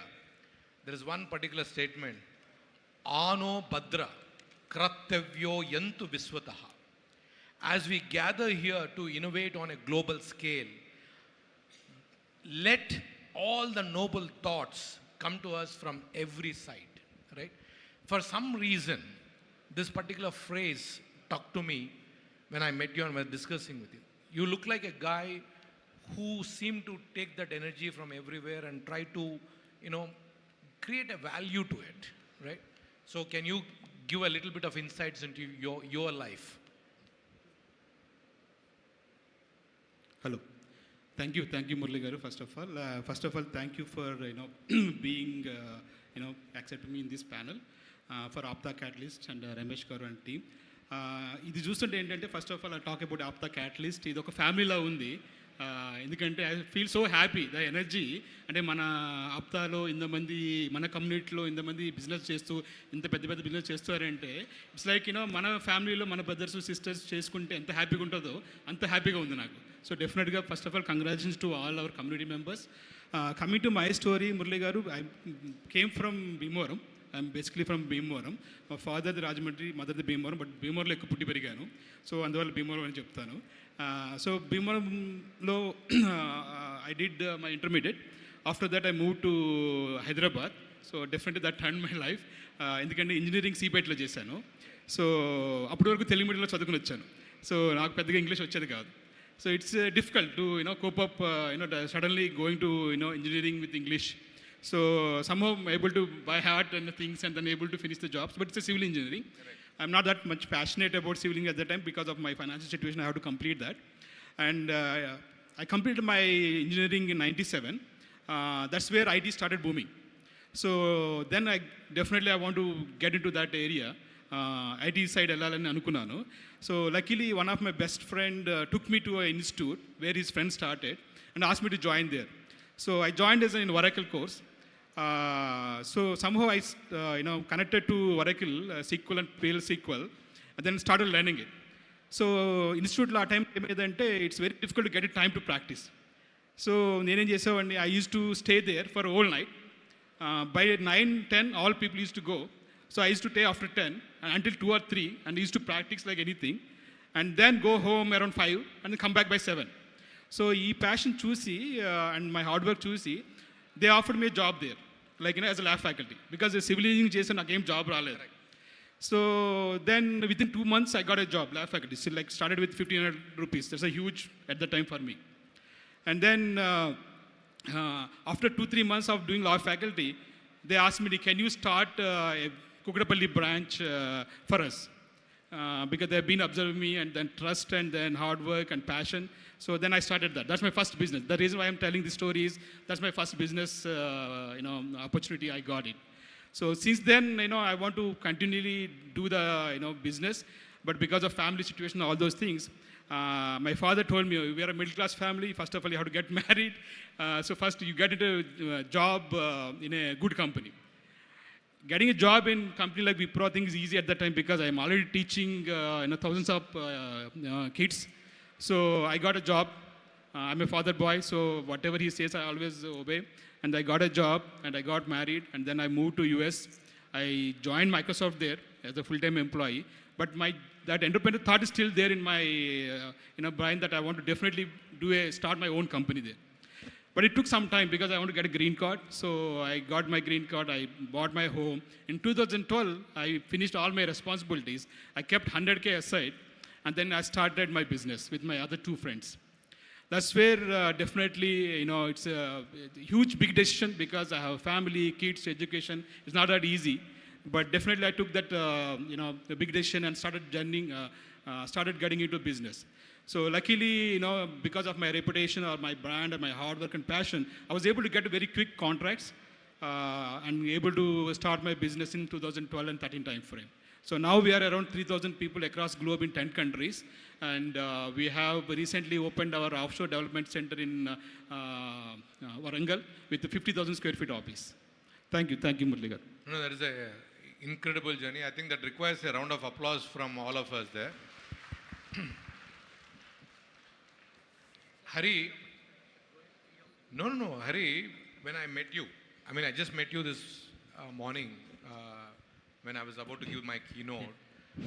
You came across to me as a very humble entrepreneur who is eager to learn, right? And one of the reasons I requested you to join us is the quality of entrepreneurship, right? Or the quality, what is the most important quality for an entrepreneur when they are trying to scale, right? And because the essence of the panel is to scale from either 1 to 1,000 or $1 million to $100 million, what is one that unique quality is that eagerness to learn, right? As I was introducing Bhaskar, when you pick up the energy from whichever the source it comes from, you are there, you are trying to pick up. What gave you that particular quality? Why? The passion. Okay. Compassion or the passion? No, like, No, seriously, compassion. Yeah. Passion. Yeah. Okay. And anything else you want to talk about from your childhood? What gave you that insight? Basically, hard work and like in a consistency. It's more important to execute any kind of business. Yes, that definitely. There are a lot of struggles for any entrepreneurs once you start any business, but we have to continuously do it. Then definitely you can see one day results. Could be for one person 1 day, one person 1 year, other person 2 years, but definitely he will get success when you do hard work. So persistence and passion. So Srini, with that, I'm going to come back to you. You are a cybersecurity czar, right? Okay. It is a very difficult business given that Israelis are the kings in the cybersecurity space. Picking up a area, right, which is very, very difficult for someone to handle, then your scale. Can you talk about where you started? What is the highest peak you achieved, right? I just want the audience to understand and how long the journey has been. See, మనం తిరుమల కొండలు ఎక్కుతుంటే first Alipiri మెట్లు ఎక్కాలి, కింద మనం ముక్కొని మనం పైనకి ఎక్కాలి స్వామిని వారిని దర్శించుకోవాలంటే. మీరు ఆ దర్శించే స్టేజ్కి దాటారు, రైట్? సో ఆ మెట్లు ఎక్కాలనుకున్న వాళ్ళకు, ఎక్కబోతున్న వాళ్ళకు మీరు ఇచ్చే ఇది with your experience. I think my first thought to all the entrepreneurs, ఇక్కడ ఈ రూమ్లో 1 million ఎంతమంది ఉన్నారో 100 million 200 million తెలియదు, కానీ as an entrepreneur you need to have those two critical things. You should have a purpose and practice. I think our friend Hari said that practice. ఎవరు ఏ స్టేజ్లో లేరు, వస్తాను, it's a journey, right? So when I was at 5 million, I thought, okay, I'm going for the next one. When I'm 10, next. When I'm 100, next. So there's always a next. But what defines where you're going is the purpose. Purpose kuda anta clarity undadu. When I started my first job, first company, I thought my hometown Chirallo, I want to have everybody same level of computer knowledge. That was the purpose. And it changed when that was successful. For Navitas, it's the same thing. I thought I'll get all the engineers in one place so we can work on the latest and greatest on the technology. It's okay to change your purpose because your purpose drives your mission and vision. So for me, when I was in the early stage, I honestly, to all of you, mission, vision, values for a company, culture, they are there, but they are not as important as the goal of winning for me. I'm being very honest. As I'm growing part of the scale, I started seeing that is much more important because now you're actually seeing at a larger scale the problem and it multiplies. But 1 employee unnappunde problem 200 double avudhu, actually multiply avudhu because it's all managing expectations of everybody. So can you talk about 1 or 2 problems which you faced when you scaled to 10 to, let us say 10 to 50 people? Right. What was the challenge? It starts with people, right? So when I bring somebody as a, let's say, operational head, and you all can relate yourself to this, right? When you start a business, there are 3 things. You need, of course, all the finance and everything falls under the operations. Then you need to have a growth team, which is a sales and marketing. And then your delivery, whatever business you're, it doesn't have to be IT, any business, any of the stalls here, right? So those 3, when you are a 0 to 5 million, you have certain friend. Maybe your close friend will be your operations guy, money guy. Another friend is the technology guy. They got you to, let's say, 5 million business ochindi, or 5 crores, 10 crores. Then when it comes to the next level, this person is the same guy, but he may not have what it takes to think for 100 crores or 200 crores. But this guy is the one who got you up to this place. So for my biggest problem is, what do I do here? Because I'm a very people-friendly person. So should I continue with bringing 4 or 5 of the same friends and see hope, or look for someone? This goes back to your original question. How do you compete with Israelis? You know what I did? I went and got the topmost Israeli scientist. I make him as a COO, a CTO, and then I gave him a share. So you do what it requires for you to goal. You don't look at that Right. human relationships only up to a certain level and then go to the... You need to be transparent and honest, and then tell the person, look, we are here because we all work together, but where we want to go, this is my vision. Now we have to look at 100, 200 million, whatever it is. And I think we need to collectively agree that we need to bring somebody. You can't just push people out without information. So you need to be very, very transparent as the owner of the company if you are scaling. Relationships are important. Important. Suresh, before I get... Me Suntur ekkadandi?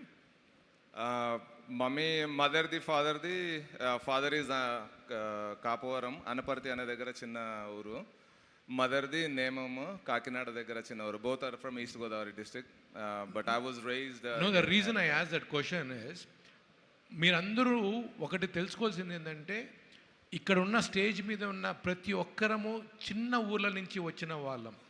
నేను హిందూపురం, అనంతపురం జిల్లా, అత్యంత పేదరికంతో ఉన్న రాయలసీమ నుంచి వచ్చిన వాడిని. ఈయన చీరాల, ఆయన అనపర్తి, ఆయన Bhimavaram, Uyyuru. So imagine we all gone to US, come back to India, artists have come back, you guys are still there, and extremely successful, not me, but you four are. So it is so good. This is what I want audience to take. If there is one thing which we can give you guys today, మనము ఎక్కడి నుంచి వచ్చినా మనకు కాదు, bullet దిగిందా లేదా అనేది important.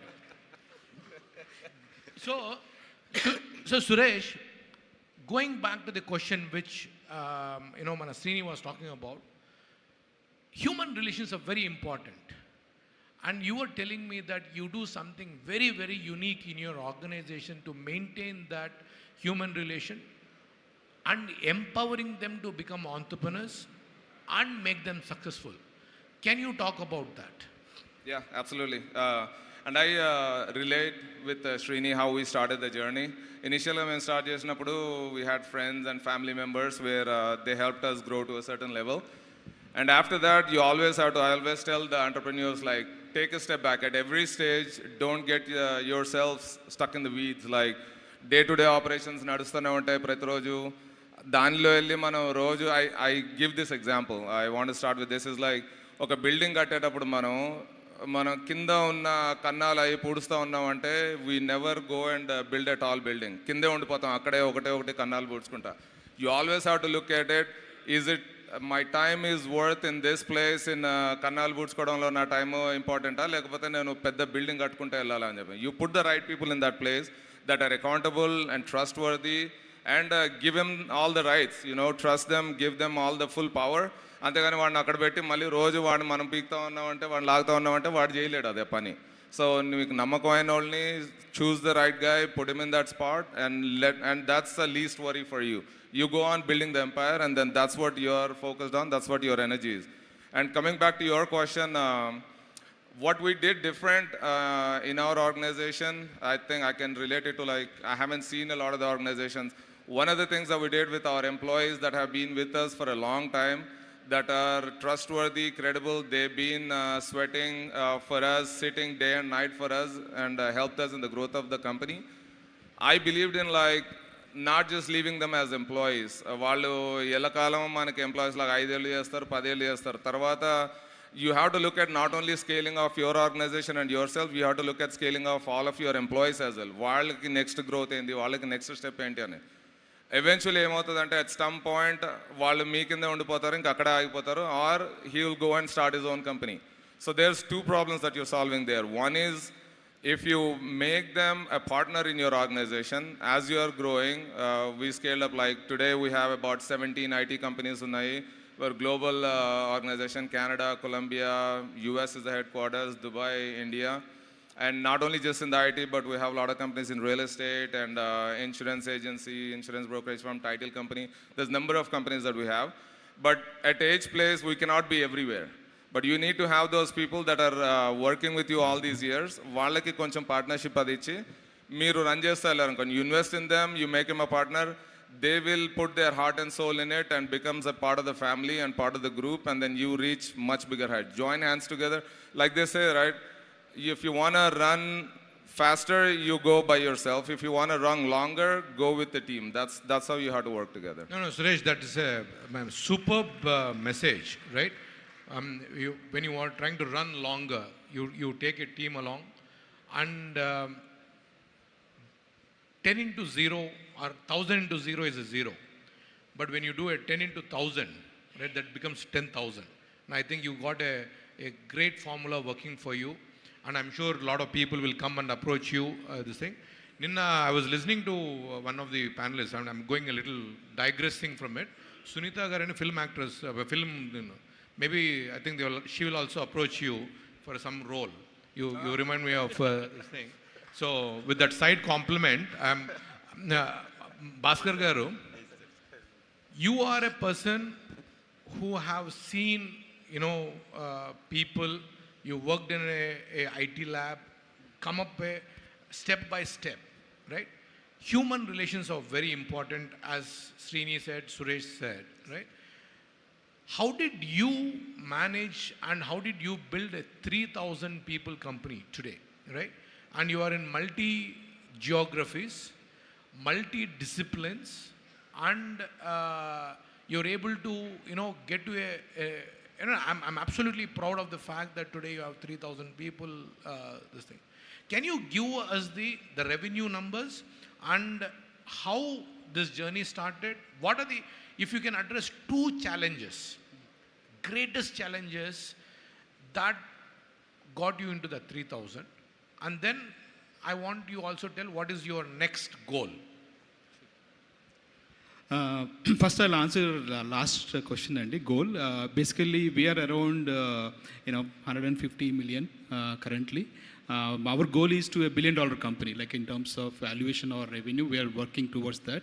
So it's a Uber goal. 150 right? ARR or it's a revenue. Okay. Yeah. So we have a huge offshore center. That's why numbers. And we have a huge offshore center in Hyderabad and as well as in Warangal. So we have almost 250 plus people in Warangal now. Wow. And now we were planning to start.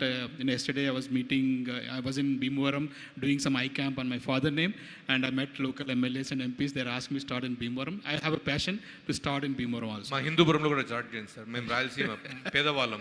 Sir, we already start chesi untaru. So. Yeah, coming to your question, sir, I think definitely, yes, there are a lot of challenges to start with. I mean, I really echo with, what Srini and Suresh said. In the beginning, identifying the right person to help us to grow or start the business. So we started business in Hyderabad because we always need, efficiency. That's why we started our offshore or, operations in Hyderabad in a small apartment. So I don't know whom to give that one. So I approached one of my friend, and his brother is available at the time, and I interviewed him. Luckily, he worked out. It's been 12 years, he's still with me.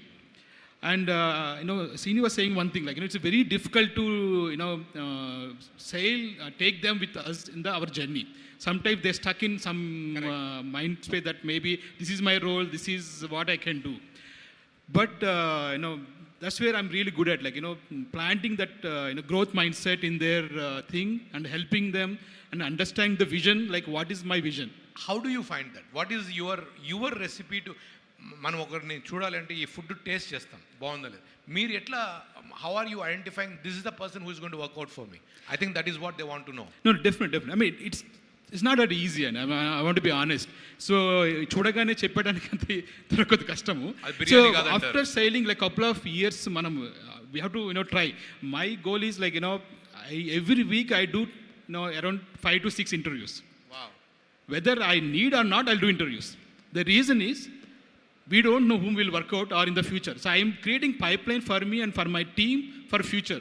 Even if now in Hyderabad, last 10 days, I've been talking to a lot of people. In Bhimavaram, I'm doing a camp one side, and one side I'm interviewing people. Interviewing means just talking to them and understanding what is their skills, what they do, and then I'm taking a notes, and then whenever I need, I'll ping that guy. So, or that person. And then, then we'll see how they turn. So this person is been there with me. Like that, I have almost 10 to 15 people under my team. So all of them are minimum 7 to 8 years with me. How I do is like basically helping them, share my vision to them. Like let's say I have a goal or vision that $1 billion company, right? Just tell them why we want to do that. What is the benefit for them? So if I do it, I will be successful. But what is the benefit for them? Why they need to sell with me? Why they need to work with me? So I'll educate them. Like, these are the benefits you get. So not only these benefits, let's say financial benefits, or a lot of people want their respect. So basically, we're giving the right titles to them and helping them to stay with us, big positions, and then also helping their families. So sometimes every family needs some help, like whether their cousin or their sister or their brother. I don't ask any questions. You have a person, you want to help him, just bring him, no interviews, and you train that person. Okay, your responsibility for that person, you train that person, and you take him to next level. That's the trust I have on that person. So most of these 10, 15 people, they bring their families, and they really work hard. So once we give that responsibility and ownership, it's their job to take care. I don't need to worry about anything. So hope I answered your question. No, Bhaskar, that is it's a very touching point. So you're giving a lot of value to the human relations, and you're empowering those human beings to take the ownership for whatever the actions they are taking. Yeah, same with work or whatever the direction they take. But I'll guide them. I'll help them. If they're stuck or somewhere, I'll definitely help them. But I'll give full ownership to them. Definitely. Hari, before I come, I want to Prashant and your team. Please do warn me, because I do have a habit of just keep on talking. No one can stop me. So please keep a tab on the clock and do tell us. Someone will stop us. Okay. Hari, you heard these three gentlemen talk about the very different journeys. You are in a stage of growth, right? What did you, if there's one point which you took away from these three, which you would want to now implement, what would that be? I implemented transparent, and let me explain you what happened. So my background, I came to America 2000 అండి. So 2000 నుంచి 2009 వరకు job చేశాను. 2009లో company పెట్టానండి. So which is SR Tech Solutions, strategic resource integration. So 2010, 2011లో నా దగ్గర ముగ్గురు employees వచ్చారు. ఒక ఎంప్లాయీ నాతోనే ఉన్నప్పుడు గ్రీన్ కార్డ్ వచ్చినా నాతోనే ఉన్నాడు. సో అప్పుడు అరౌండ్ 30+, 32, 33 మై ఏజ్. సో అతను బిల్లింగ్ రేట్లు ఉంటాయి కదా sir. So $50 billing rate. I use to work on 70-30 basis blah. So నా బిల్లింగ్ రేట్ ఎంత సార్ అన్నాడు. వాళ్ళు ఆ ఇంట్రెస్ట్ అంతా వాళ్ళకి ఆ బ్లాబ్లాలోనే ఉంది ఇంట్రెస్ట్. వాళ్ళకి మీ $50 మీద లేదు, ఆ బ్లాబ్లానే కనుక్కోవాలనుకుంటున్నారు వాళ్ళు. సో 45 అని చెప్పాను. That means I hide $5, right? Correct. So ఒక 6 months తర్వాత అండి, సో ముగ్గురు వచ్చారు నా దగ్గరికి. సార్ మీరు అబద్ధం చెప్పారు సార్ అన్నాడు. ఒక క్వశ్చన్ వేసాడు కుర్రాడు. సార్ ఇంటి పెద్దే అబద్ధం చెప్తే ఎవరికి చెప్పుకోవాలి అన్నాడు. ఇంటి పెద్దే అబద్ధం చెప్తే ఎవరికి చెప్పుకోవాలి మేము అన్నాడు. సార్ 2011 నుంచి ఇప్పటి వరకు నా డైరెక్ట్ క్లయింట్ తప్ప C2C బిజినెస్ ఎవ్వడికి నేను అబద్ధం చెప్పలేదు. డైరెక్ట్గా PO షేర్ చేసేస్తారు. That's my transparent business I'm doing. That's why I've grown this much. Very well said. So ఇంటి పెద్ద అబద్ధం చెప్పకూడదు అనేది a great point. Very absolutely. So again, Srini, I'm coming back to you, right? In the journey of scaling up, right? If there are entrepreneurs who are there, now Suresh has given them the idea to approach him for a franchise. If they want to go to any of the African countries or the European countries, they might open a Castech. If they come to you and say, Srini, we have a product idea. We are looking for $100,000 or a 25 lakh rupees angel investment, right? How open are you, and what is your current state of business? What is that you are doing after you have done your exits? Right, a good question. Actually, right now I'm talking to a few of the folks here too, the product company. మీ గురించి ఈ question అడిగా. మీకు ఎవరికైనా interest ఉంది Angel investment కావాలంటే మన శ్రీనిని ఈ panel తర్వాత రీచ్ అవుట్ కండి. So there are, again I go back to my point, right? You need to have a very, very clear purpose and practice if you are a CEO, whether it is a product or services, solutions, doesn't matter. And if that matches, if it is really clear, then other person, not just Srini, anybody here can figure it out, it is value. So your goal is to make sure that that value coming out for anybody, right? So now with that, I'll go back to your question. There are, Navitas as a solutions company, we always build a lot of accelerators, and we won a big contract with one of the states, and we got one of the product companies as a solution for them, and that's how we present that. So that one way of bringing the young companies into the limelight. The other one is through all this seed funding or our tie or BitSpark. There are different areas we come in, we do the due diligence, and then we allow them to do their pitch, and then we actually, whatever the portfolio companies, we take it to our client base. So there are multiple ways to do it, but the way to do this is to not just to come in and say, okay, I have this product here, 7-page deck, can I get something, right? We need to have one of these, either the value should be unique enough for the person on the other side to really latch onto that, and then we can work together hand in hand as a product, right? So Bhaskar, I want to ask you a question, but before I ask, does anyone want to ask a question from the audience? I can take 1 or 2 questions. Anyone in the audience wants to ask a question to any of the panels? Okay, looks like. Please raise your hand. No one wants to? Good, go. Okay, Nana, Tamudu, munduku ra. Tondar ravali.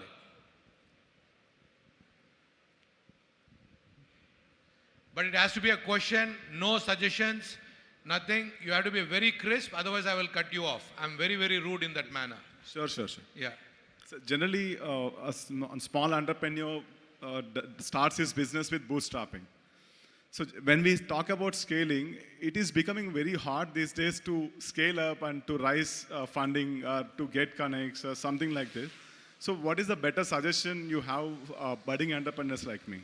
Great question. What's your name? Sai Krishna. So do you run a company? Do you own a company? Yes. I'm starting a new engineering college. It is called Leapstart School of Technology. Fantastic. Sai Krishna, one small suggestion I'll give you is whenever you introduce, you sell yourself by telling what you do. That's the easiest way to sell to the other people here. Yeah, sure. So Sai Krishna runs an engineering college. Bhaskar, that is a question which I wanted to ask. You are wanting to be a $1 billion company. You wanted to scale. It is not easy to scale to that level. That is what even Sai wants to understand from you.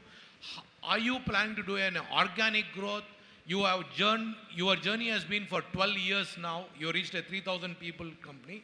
You cannot do another 12 years, right? We are all of that age right now where we need to do some magic. What is that magic portion in your pocket which you're going to show to our Aptulu here that you are a $1 billion company? Definitely, Muraligar. So, I mean, there are a lot of strategies we are doing. It's not just single strategy to be there for 1 billion. A couple of strategies we are doing is like, it's not possible through organic growth. So we are acquiring companies. We are in the process of, looking companies. So some of the revenue comes from them definitely, because which will complement our current capabilities. So currently we are not big in government on our, side or the local counties. So we are looking into one side. The other side we are looking at is like, in European market. So we are very strong in North America, especially in US, Canada, and Mexico. So I'll give you one last question you were asking about what are the big challenges, right? One of the challenge I faced a couple of years ago, last year exactly. So one of my biggest client, they're transitioning their resources to Mexico because of their business strategy. So, but I never done business in Mexico, or I don't know how to do the business. So it's a $10 million business, and every other company are biggie companies. So it's very difficult to compete with them. But I still able to compete with them because, I found a route. Like, when I was working in Microsoft, I have a lot of friends because I worked in a finance division. I have a global team. So I reached out to him, friend, his name is Rafael. I need some help in Mexico. So he helped me to connect with local company. So I started, hiring from that company. And then within a year, now it's 100 people in Mexico for me. From 0 to 100 within one year to 1.5 years, we're able to do that. So it's a very big challenge, but we have to find the right person or right way to get the help. So with that one, I didn't lose the business, and then I've been adding much more business to that. It's almost 10 to 15 million business now just in Latin business for me. So that kind of challenge every time, every month, every year it comes. So we have to take that challenge and see, how we can help, or take the help from the other people. That's why I never, burn bridges. So I always be friend, and because I want to create win-win situations for anybody. So there are two lessons for me which Bhaskar I learned. One, networking is very important. So guys who are all there, if you have not met people, make sure that you meet at least, collect 10 new business cards. And not just take the 10 business cards, but be in touch with them, develop the nurture. Your Raphael was one of that example, right? You nurtured that relationship. Yes. You're able to go seek help. So the second lesson is, don't be ever afraid of asking for help.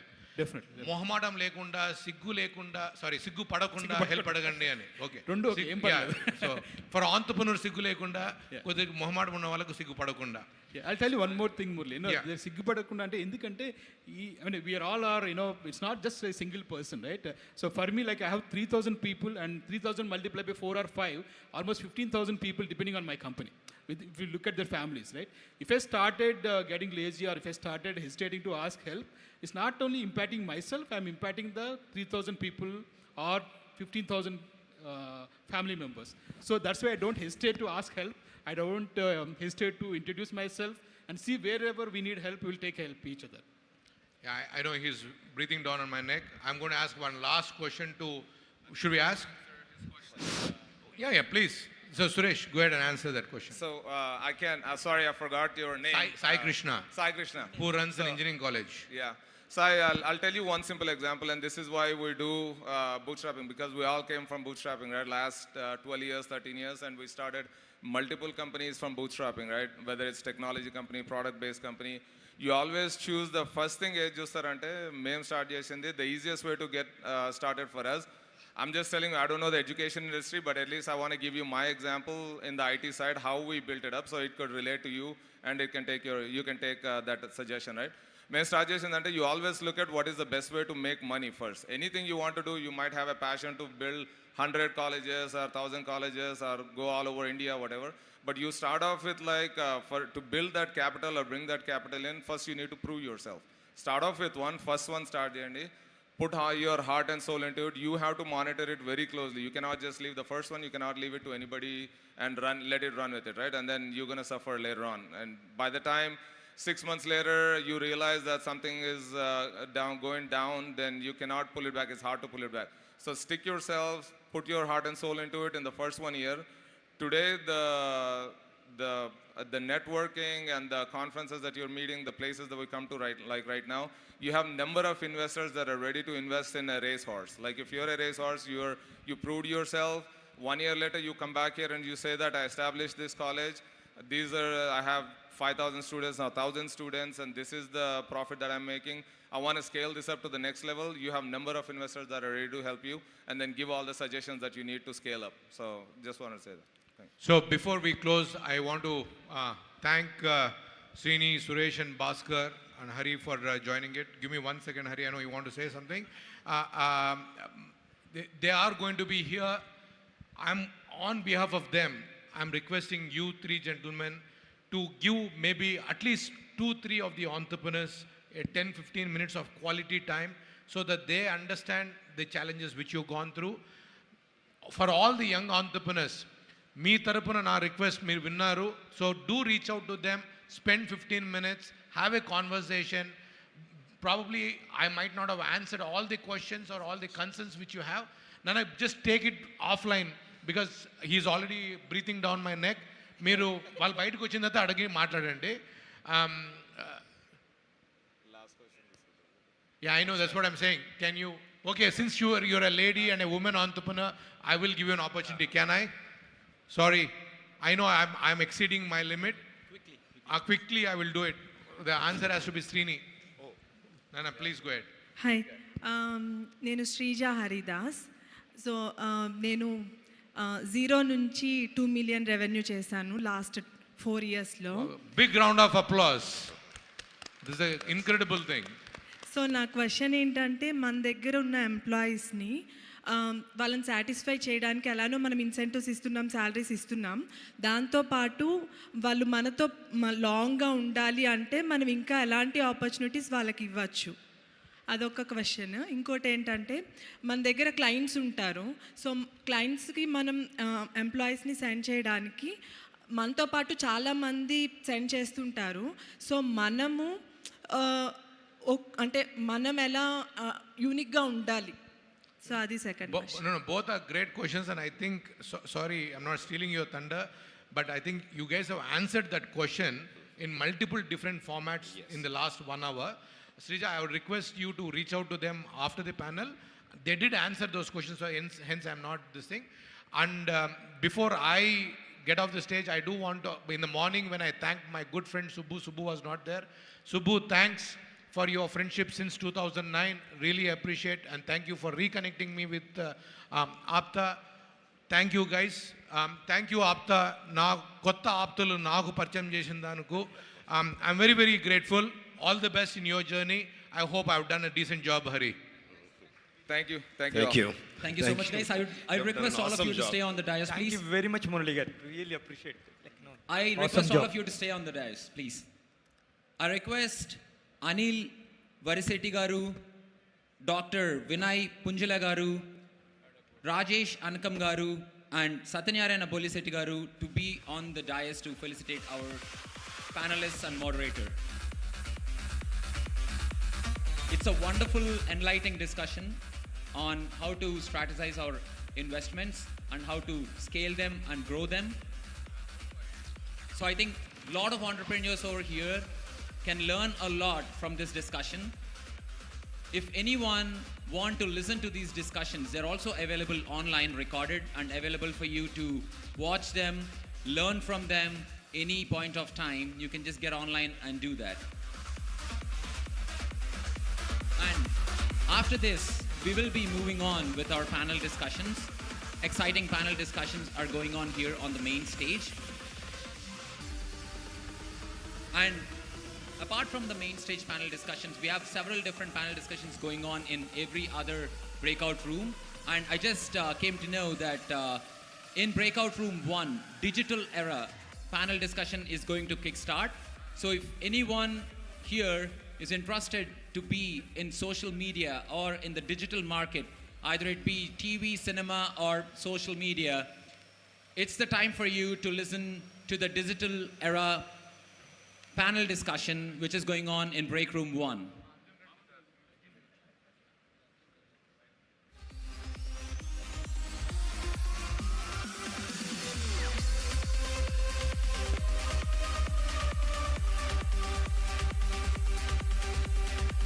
And guys, today we have this wonderful infrastructure right here, and this global conference is going on in this scale thanks to Raju Entertainers for providing us such a wonderful infrastructure over here.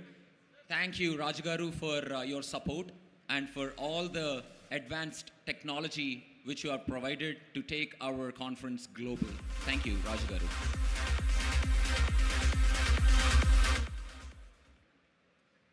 Yes. Turn on the mic, please, for Subukota Garu.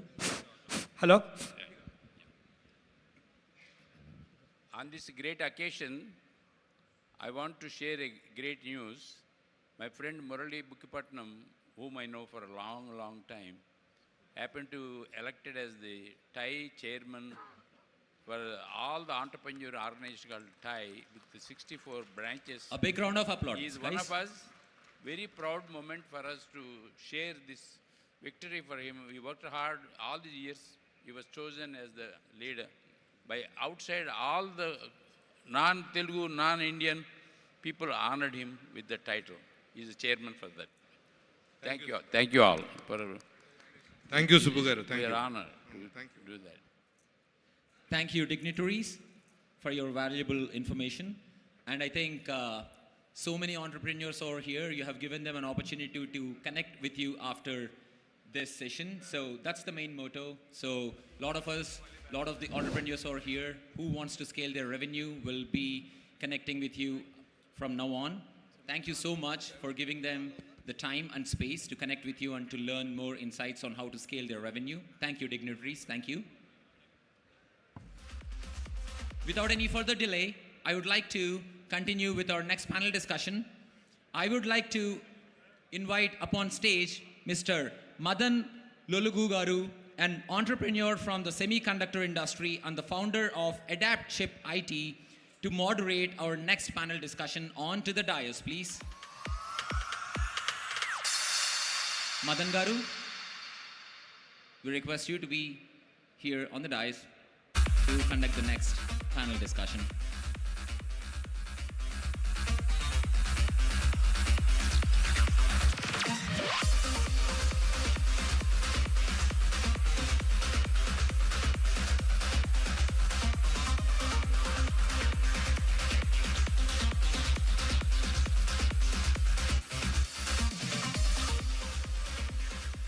Thank you so much, Madan Garu, for being here, and I will hand over the mic to you to introduce your panelists and also the topic for discussion, which we'll be having here now. I would like one more chair, volunteers, another chair. We need another chair, volunteers, as quick as possible.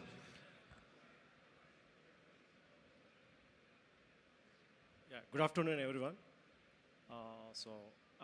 Actually, it's a kind of privilege for me to be on this stage. Just I would like to invite C.S. Rao Garu, CEO Quadgen Wireless.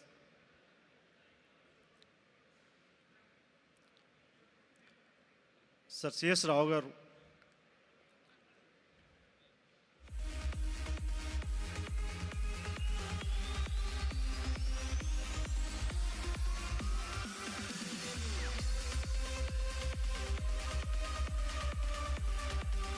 Pradeep Vajram Garu, CEO, Seven Race.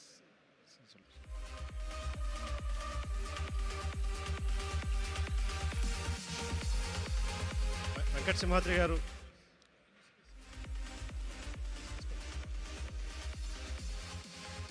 Sudhakar Palchetti Garu.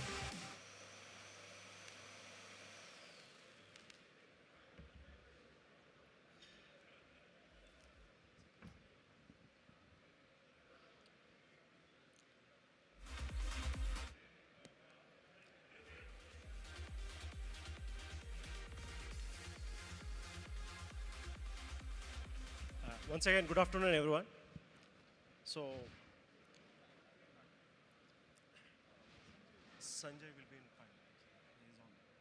So, can we? Okay. Wait, chadda. Start చేసామన్నా. 5 minutes. Actually, 2:45 అన్నారు కదా. ఆయన కొంచెం చేశాను. It's almost reached.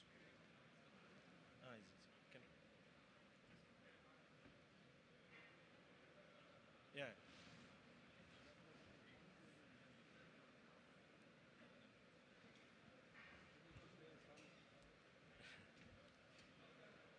Thank you, APTA. Thanks for this opportunity to share dais with నేను వెంకట్ గారి దగ్గర టీటీఎంలో train అయ్యాను. అలాగే ప్రదీప్ గారి స్మార్ట్ ప్లేలో నేను టెక్ ఫోర్స్లో ఫస్ట్ 20 మెంబర్స్ ఎంప్లాయీస్లో ఉన్నాను. సో అలాగే శ్రేయస్ రావు గారి దగ్గర నుంచి 2008 నుంచి సో మచ్ విజ్డమ్ గైడెన్స్ నేను తీసుకుంటా ఉన్నాను. అలాగే సుధాకర్ గారు కూడా మాకు ఇదివరకు కస్టమర్, అలాగే చాలా వరకు కలిసి చేసాం. So I'm really like blessed to be part of this dais actually.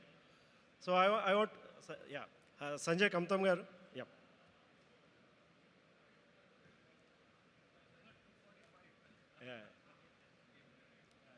So welcome sir Sanjay గారు. So just I want to have a 2 minutes brief introduction about our panelists. So Venkat Garu, he has done multiple exits.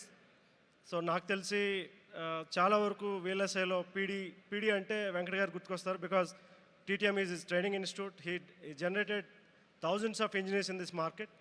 అలాగే ప్రదీప్ గారు, నాకు తెలిసి మన ఇండస్ట్రీలో అందరికీ megastar Chiranjeevi గారు అయితే మా సెమీకండక్టర్ ఇండస్ట్రీకి మెగాస్టార్ మా ప్రదీప్ గారు. అలాగే సిఎస్ రావు గారు రియల్గా ఇన్స్పిరేషన్. ఎందుకంటే ఆఫ్టర్ 55 ఆయన ఎంటర్ప్రెన్యూర్ జర్నీ స్టార్ట్ చేసి ఒక సక్సెస్ఫుల్ ఎగ్జిట్ తీసుకొని అట్ ది ఏజ్ ఆఫ్ 69 మేము చాలా 40స్లో ఉన్నా కూడా చాలా లేజీగా ఉంటాం. బట్ ఆయన యాక్టివ్నెస్ చూస్తుంటే మాకే చాలా టైమ్స్ ఏమనిపిస్తుంది అంటే I think we're really we have to follow him. అలాగే Sudhakar garu he has done a very good exit recently, ఒక 2 years back 3 years back he has done a very good exit for Tech Mahindra. అలాగే Sanjay garu he is running a very good systems company. So this is about our panelists. So yes sir, can I continue?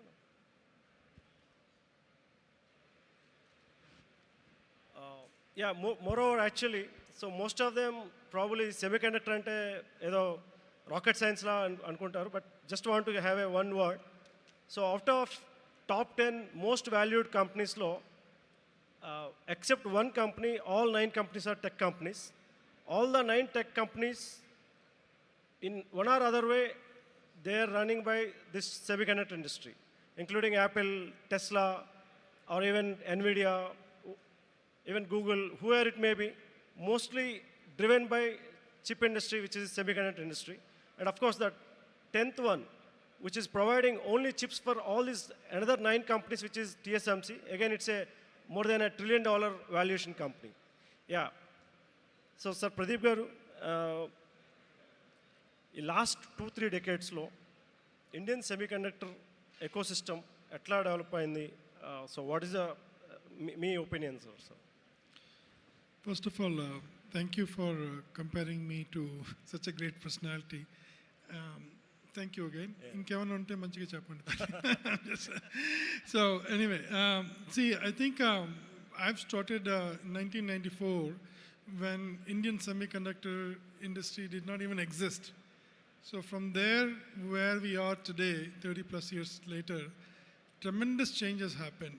Okappudu semiconductors ante emi teliyani India, and today we are talking about building the fabs for the world. That's the progress we have seen. And at one point, we were trying to convince engineers to join semiconductors because they didn't know what it is. Compared to software, everybody wanted to be a software engineer. We have to sometimes talk to their parents to convince them, no, this is a good area, please come and join. That is where we are. Today, everyone that is, who is in IITs, BITS, every one of them are looking at semiconductors or related topic. On the other hand, if you look at the overall business, right, if you look at our consumption was very little, about 30-40 years ago. Today we are about, the market is going to be $110 billion by 2030. And that's a pretty big market. Yeah. And in that market, unfortunate thing about is, we don't participate in providing that. We are till at 2% or so, which is now government is doing quite a bit of promotions to build the ecosystem here. And that's a tremendous change. And then another key thing I want to tell you is, again, few decades back, there are not many MNCs. Now, if you look at semiconductor corporations, whether it's a big or small or medium, every single one of them wants to have their cost center or engineering center in India. In fact, if you go to Silicon Valley, if you're a startup company and if you're raising money, one of the first questions they have, do you have a plan to do your engineering setup in India? If that is there, it's a tick box. So from where we went and where we are, it's a tremendous progress. And I'm very proud of it. Oka samat undi kada, every dog has its day ani. Final ga semiconductors have our stage now. A lot of limelight is on semiconductors. So we have arrived after 30 years. So good job for all of us for being part of it and believing in this industry and moving forward. Thank you. Thank you, sir.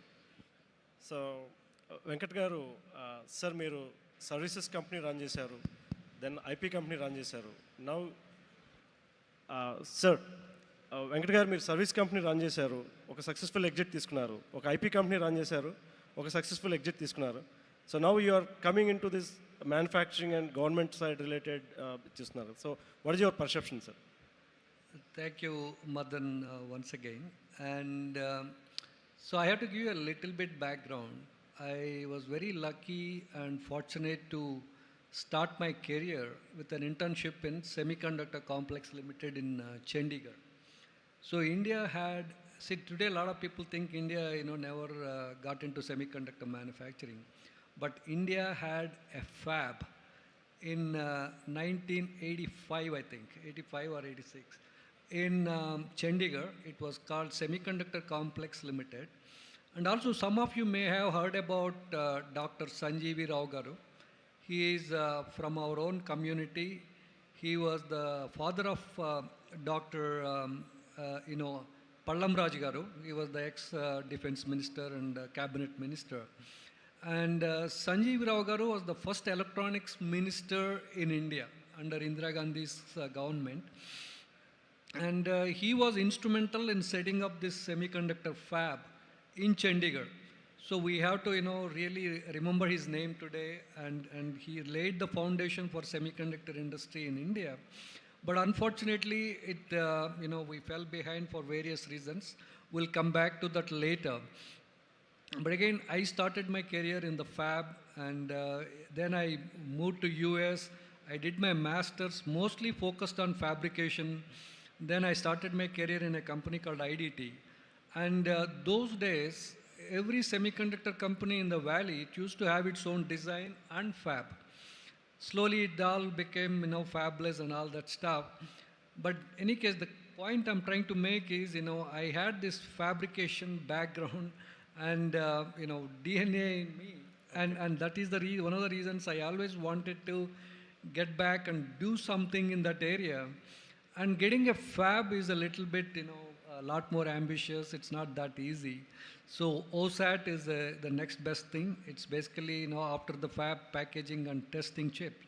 But actually, to tell you the truth, even that is getting quite complicated now. Yeah. People are getting more and more advanced packaging, and it's becoming quite expensive.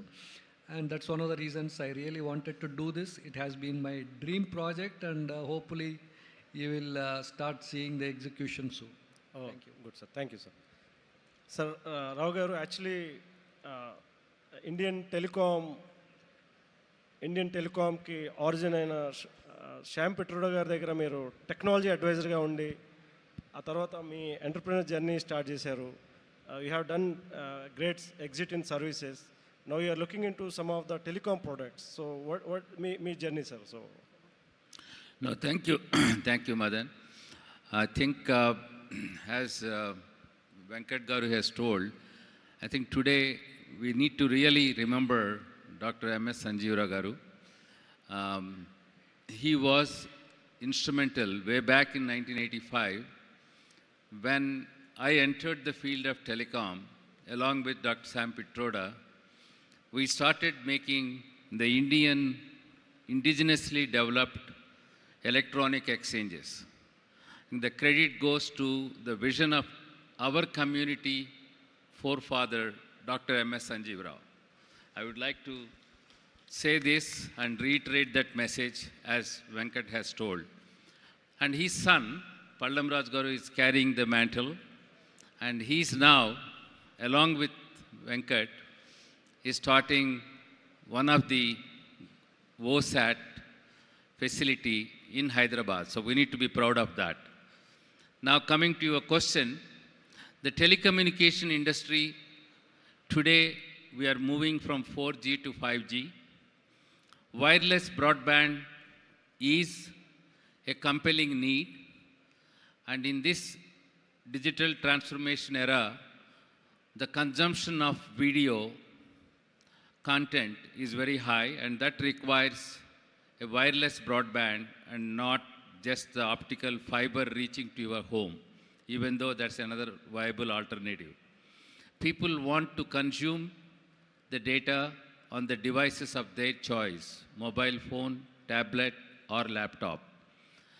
So the opportunities that are there in the telecommunication sector is something, as myself and Vajram Garu were talking just before we came here, is can India have a Wi-Fi chip which we can feel proud of, a Wi-Fi 6, because today that's the device which will go into every wireless broadband at home, or that can be used for IoT to do the video surveillance at your homes, offices, wherever. So the demand for that Wi-Fi chip is a big thing.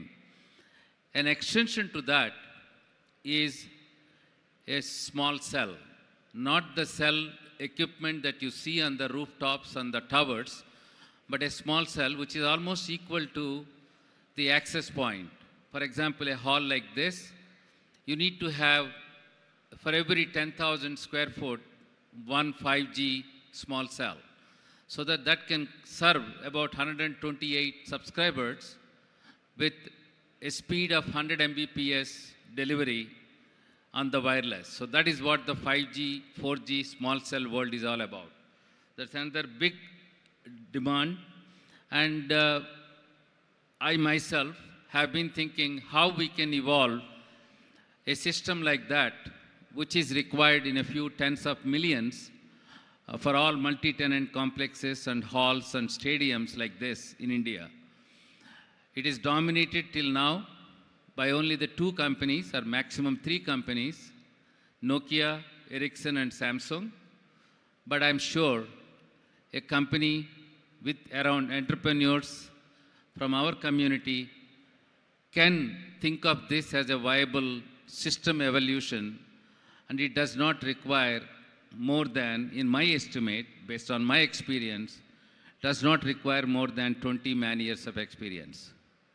If we have that manpower, which is about 5 to 10 years experienced people, if we can put together, that's what it calls for. And I'm willing to be the sponsor for that, and that's one of the things. And if somebody comes forward, I think that's a great opportunity. Myself and Pradeep Garu were talking about it. We will continue the discussions. I think this is one of the areas in the 5G era. Another one is about the IoT systems. Anything and everything that we see in our homes or offices, everything is a hyper-connected device. Every device that has an IP address is an IoT, Internet of Things. And I think that is supposed to be hyper-connected. So in that sense, you need to have a wireless IoT gateway. And that's a big market again. And these are the three things that I can talk of as my initial response to the question that he has put to me. I think the investments and the market size for this, if you look at it, the market size is about $2 to $3 billion for this small cell Wi-Fi and in-building system in the country, looking at the enterprise complexes and multi-tenant complexes and stadiums that we have. That's what Madan has asked me the question. I think that's where I will stop and give the opportunity for others. Thank you. Thank you, sir. Thank you, sir. Sir Sudhakar garu, మీరు యూఎస్లో work చేశారు, ప్రొడక్ట్స్లో work చేశారు, ఒక successful service exit తీసుకున్నారు. So now మీ perception about this Indian, just we are talking about make in India and all these other things, right? So మీ perception ఎట్లా ఉంది సార్ ఇప్పుడు? So you have done successful exit in services and you worked earlier in products.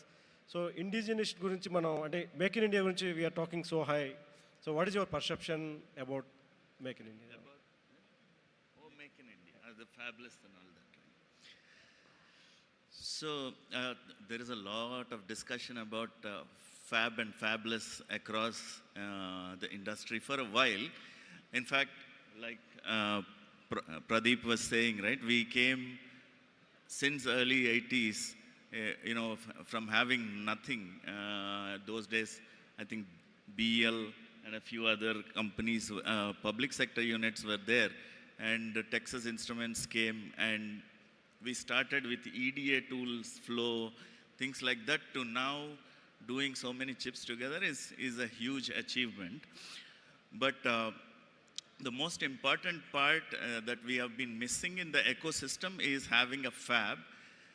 Lot of people kind of talk about this, and this has become a topic of agenda in pretty much, sometimes when I walk into grocery store in COVID time, people used to say, what is this semiconductor, right? I mean, the cars are not available for 9 months, kind of thing these days. What is the semiconductor that is stopping it? So, majority of the problems came from two parts. One is the availability of the fab time, which Taiwan makes majority of the chips across the world.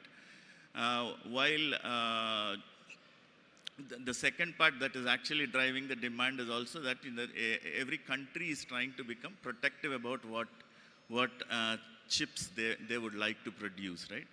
So in that process, I think, Korea has invested, Taiwan is invested, US anyway is trying to get back some part of the manufacturing. And in that thing, even India is trying to sort of get some of the fab here, right? Fab is a very difficult thing to, just bring it in, because it's much more than just manufacturing. It is an ecosystem that needs to run, and there is also designs that need to happen in the country so that the fab is actually utilized. So it's a long topic. We can talk the whole day about this thing. There are multiple views about whether fab is the right thing to have in India versus not. Now, there are multiple bids that came forward to get a fab in India. So there are versions of getting a new technology that can actually manufacture the cutting edge chips over in India versus somewhat older technology, right? So those debates exist. Many of us think it does not make sense to have the new cutting edge technology here, while the old technology is what makes sense. But that topic definitely takes a few hours, if not more, right? Thank you, sir. Thank you, sir. Sanjay Garu, welcome, sir. So, sir, me journey. Just want to understand about your journey as an entrepreneur. I think you can hear me, right? Yeah. So you asked about fab, semiconductor, all the questions there, and when it came to me, it is about my journey, which is good. Yeah. So, yeah, so my journey is, unlike all of them who have been gurus of semiconductor, which is effectively, in a very simple terms, a chip, right? And so I come from something which is above that, which is where the platform software, the middleware operating system, core BSPs, kernel, or any of this, the technologies, right, which come above that. So my journey has been typical. During 90s, we did our engineering here. We went to US for masters, and then after that, some of us got a little more luckier than the others to be getting the first job at the right place. I think I was one of those lucky ones. I got a job at Motorola, and this was in '96. And so I was the 7th guy who joined a team of 7 members.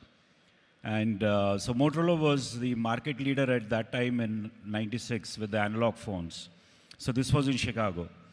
And so obviously there was a huge bias towards the analog ones because they were making a lot of money. And then the first time digital technology was being introduced. Then, as you know, US and Europe, they always fight for the supremacy.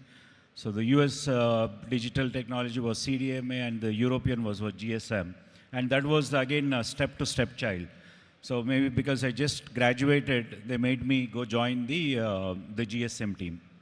And I was the 7th person. We were in a conference room. That's where we worked. And I was given the responsibility to develop the SMS.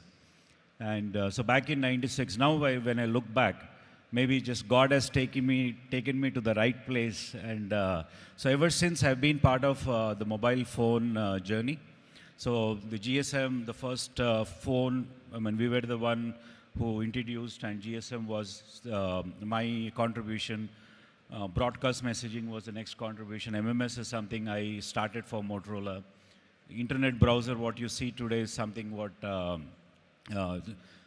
as a leader, we were doing that. So I worked for 11 years, stayed in US.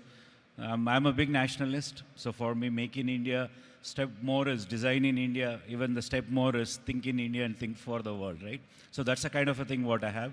So it's been 20 years now. I moved back. And it's been 15 years since I have an engineering services company. So it's such a emotional thing today that me, Pradeep Garu and Venkat Garu, so I'm sure at some point of time we were positively competing against each other.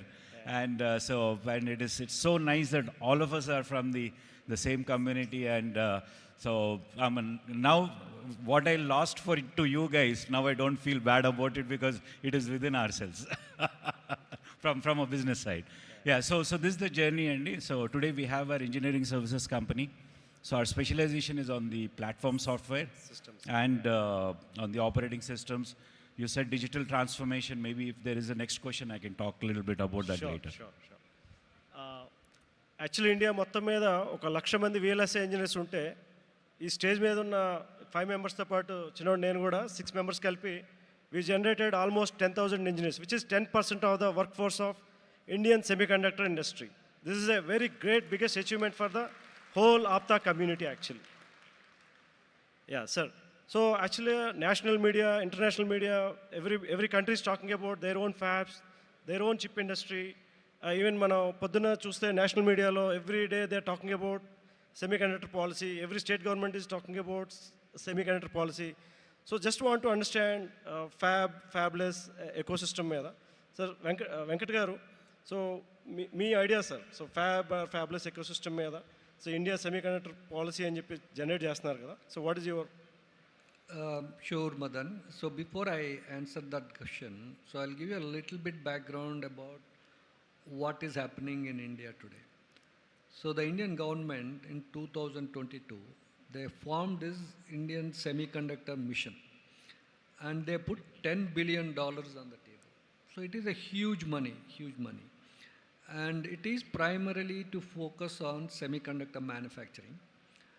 And what they're doing is they're giving a capital subsidy of 50% for any semiconductor manufacturing company that is coming up in India.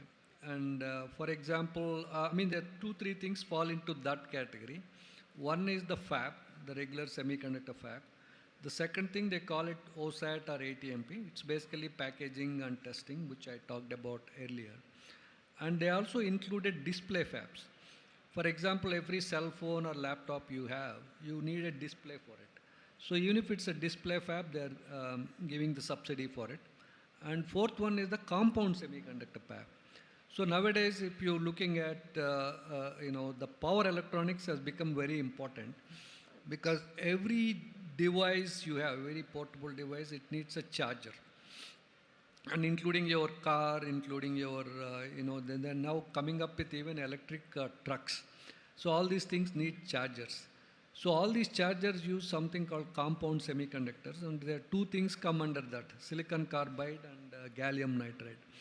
So even those fabs, if you're trying to set up, the government they are eligible for the government subsidy. So this is for the capital subsidy. In the same program, they also included something called DLI scheme. Okay. So as you said, right, fab or fabless.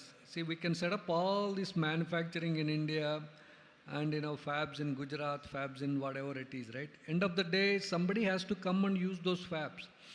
And if you don't have companies, the real product companies in India, then again you're depending back on some American company or European company to use those fabs. So simultaneously, we have to start focusing on product, on either semiconductor product or end electronic product companies in India. And as I said, right, we've been discussing, all of us, we done extremely well on the design services side, and we created the talent pools. We did very well in that area. But end of the day, the time has come for India to focus on real products, real semiconductor chip companies, and because otherwise, all these fabs and OSATs we are setting up, we will be struggling with them to fill those capacities. Okay? Yes, sir. So again, coming back to the DLI scheme, it is mostly meant for fabless chip companies. So if you want to do a fabless, any chip, like C.S. Rao Garu was saying, a wireless chip for the Indian market, the government is willing to give 15 crores as a subsidy for the design part of it. and an additional 30 crores when the chip actually goes into production.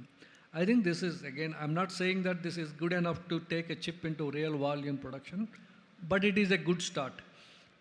While I was working at Chip, I personally got one project approved to do a simple chip for smart meters in India.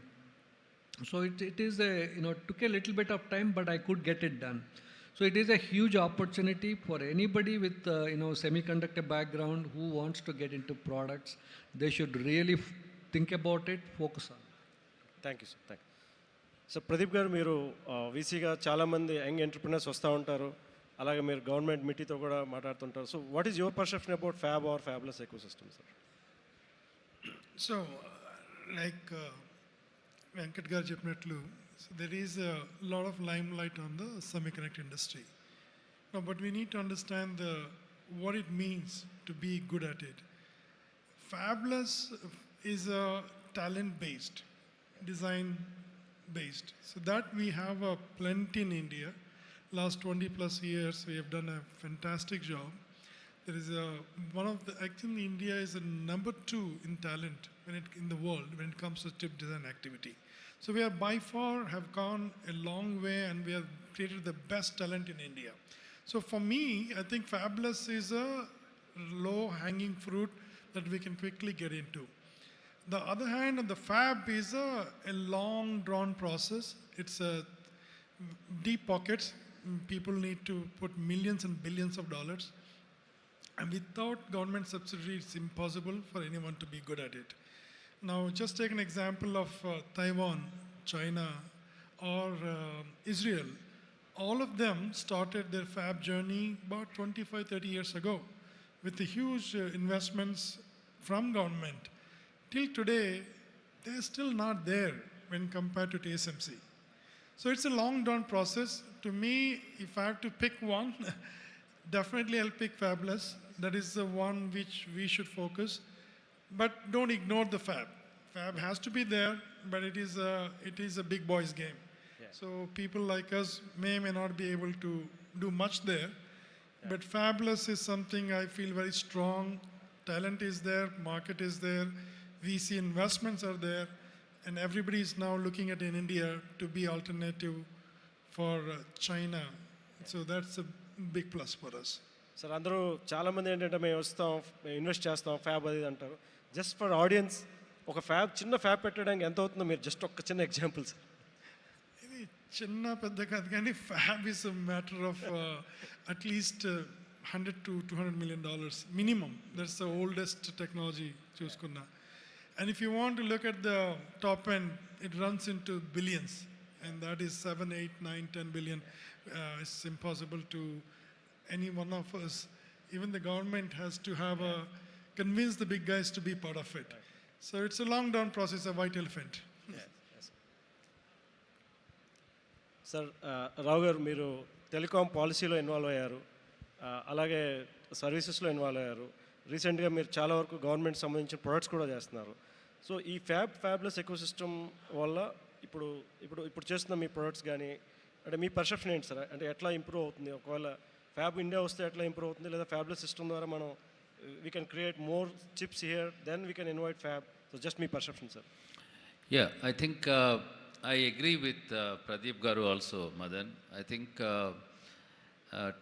we cannot ignore at the same time not to have a fab at least in 2025 onwards for the next generation. What is the path to do? What kind of a fab we need to set up? Whether it is a 45 nanometer facility or 22 nanometer facility. If so, how much does it cost? Whether it will cost $300 million or $100 million. Even after investing in all that, as Simhadri Garu has said, whether we will get some customer who will take it. Unfortunately, the ecosystem, the pull factor for those chips to be consumed are not here. Now we need to create an ecosystem where if the country is requiring 1 million base stations to serve 300 million rural wireless broadband consumers who are only paying $3 ARPU per month, what is the kind of a base station that we can think of? Instead of 1 million, can we think of 100,000 base stations that we can make? A system like that. And for that, what kind of a chip we need to have? And that kind of a chip, if we can think of doing, I think what does that has to go on the path of a fabless design first. A custom IC, custom ASIC has to come for a baseband unit, for a rural base station kind of a deployment. Okay, Similarly, power management ICs, as Simadri Garu was also mentioning, is another good opportunity which is required even in the telecom sector. Because I am sure many of you may not be aware, telecom sector in India having 1.2 million point of presences is consuming the largest diesel than even all the automobiles and trucks that we have in the country today. That's because we have so many diesel generators as a power backup, and because that's what we have. We are living in such a society where we don't have a continuous power. So I think it's a tremendous requirement for power management ICs or low cost, fabless, design centric, some custom ASICs have to be developed. Same is the case for, as we go towards higher and higher to the millimeter wave communication in the 5G, or going forward, still looking into the 6G, I think the design opportunity is there, and try to own a chip based on a fabless path is the best option for the Indian talent. Go there, design, innovate, and be a spark for creating a chip design from this community and from this country. That's the best path in my view. Thank you, sir. Thanks. So Sudhakar garu, me idea, sir. So I think we talked about the fab and fabless, right? So there is one point that all of us need to remember is, regardless of the viability in terms of the investment and all that, there is a national interest, national security that comes into the play, right? I will give you my own personal example. We do design services. And I don't know, some 6-7 years back, we were trying to get one chip manufactured, and we always go to, TSMC, some other Toshibas, this and that. And when we were asking for the chip to be manufactured, we had to fill a survey. In that, we have to specify for whom we are doing the chip. And in the questionnaire, it is written DRDO as a rogue organization. So, a rogue organization. So, it first of all boils your blood. Yes, sir. As an Indian, for your defense. Obviously, a defense organization can be viewed differently in different ways, right? So, from the national security perspective and national interest perspective, we definitely need a fab. Now, what kind of fab, what kind of technology is needed for the nation, all that is debatable, but that is definitely needed. But otherwise, I think everyone is basically saying, right? It's a very difficult, long investment cycle that government has to be involved. It's very difficult for a private sector to really invest so long and wait, right? So like China has been investing for 20-25 years, hundreds of billions of dollars, and they are not even halfway there. Yeah. So we are not even in the picture frame. Forget about that. Okay. So it's very hard to digest, sir, but yeah, it's true. We have to accept it. So Sanjay garu, so me perception, because you are coming from system background, so how this fab or fabless ecosystem works for you? Yeah, so the way we look at it is, it's more of a top-down view. So where the bottom line, the capability is what the chips give us. So for the audience, if any of you guys are looking to start a business or a startup or something like that, I think we spoke enough about fabless. Fabless is relatively easier. So taking to the next level. So what do you do with this chip, right? So we create a product. So when you create a product, how do you create a product? You design. And so think about what is the like the end use case. It could be a mobile phone, it could be a tablet. Think about what are the capabilities you want, you design, and then you have a, you pick a chip. So in the digital transformation, that's where we see tons of opportunities which are coming up, be it Industry 4.0, IoT and all. So that is where we see that there are a lot of opportunities to create a custom capabilities or a custom chip, right? So, one way to look at it is, okay, fabless, manufacturing and all. So, but what, right? So, you can also look at it from a use case point of view. What is the best design I need? What is the minimum capability I require to create a product and create a complete solution? So that way you know exactly what you're designing, what you're building, and then you have a market for it, and there is somebody, like you have a demand for it also. Thank you. So think of it that way. Thank you, sir. Thank you. Sir, Venkat garu, మీరు last 2 years నుంచి you are so much involved in మీ OSAT దీంట్లో. So మీరు చాలా వరకు research చేసి ఉంటారు, manufacturing, మన నెక్స్ట్ ట్రెండ్స్ అట్లా. So what is the advice for the next generation entrepreneurs కానీ, లేదా ఇప్పుడు what is the current challenges in manufacturing industry in India, electronics manufacturing side? Can you come again? What are the current challenges in the electronics manufacturing, what we are facing currently in India?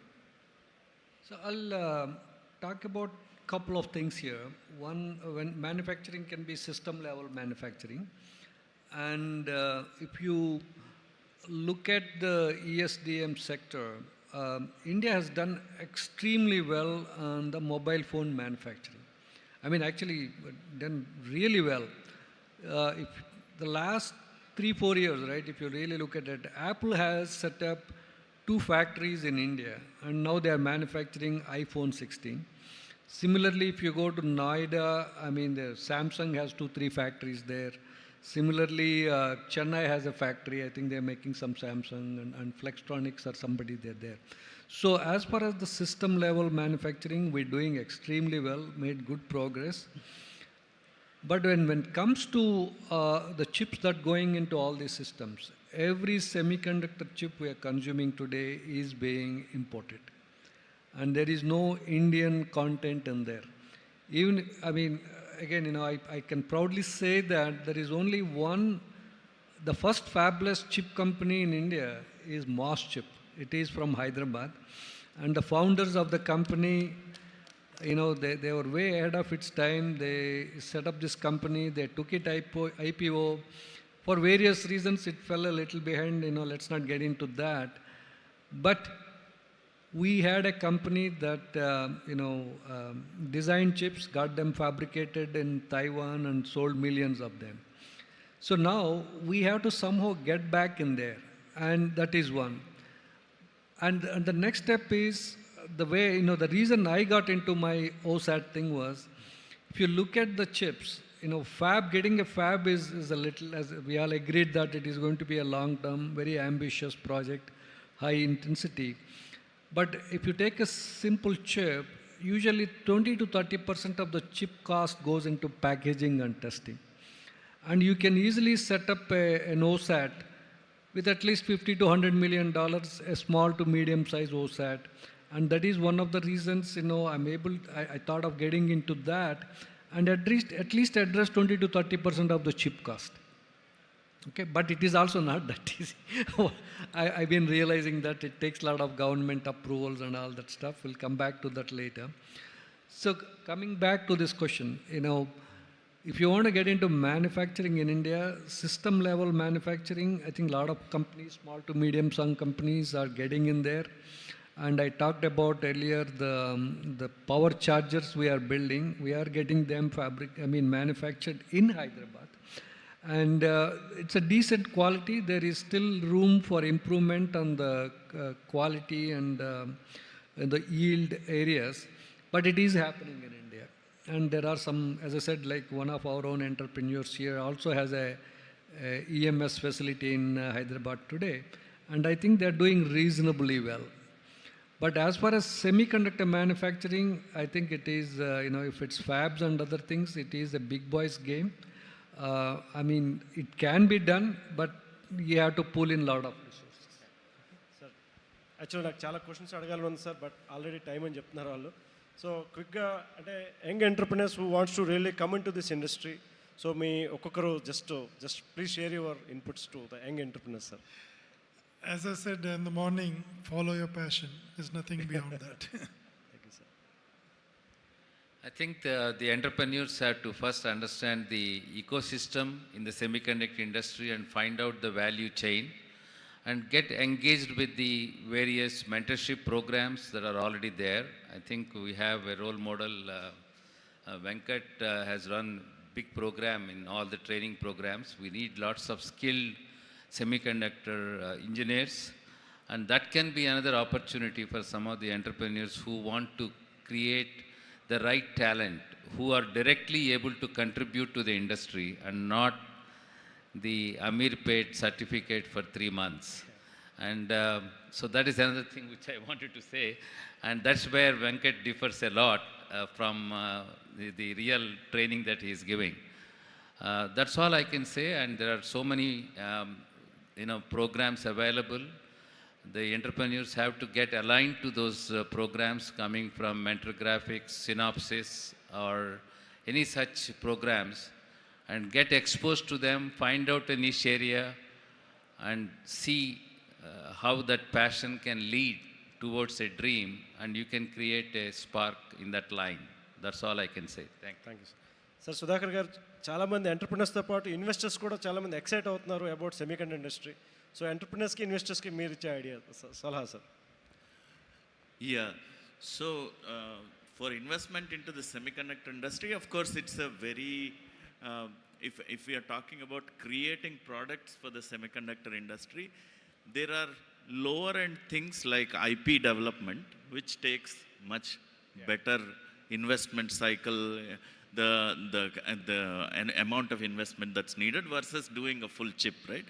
But there are also smaller chips that could be done, but there are difficulties involved around, systems companies not being in India and all that. It's a different topic altogether, but there are pockets of investment that's possible. Definitely IP is an area that could be invested, and those are things that can be definitely good. Me next IP company ఎప్పుడు sir? Yeah, sir. Sanjay garu. So yeah, I think they spoke about it. I'll just not to repeat what they already said. So whoever is aspiring to start something, want to be an entrepreneur, right? First and foremost, I think we all agree it's not an easy path. It's a very, very difficult path. You need to be mentally ready.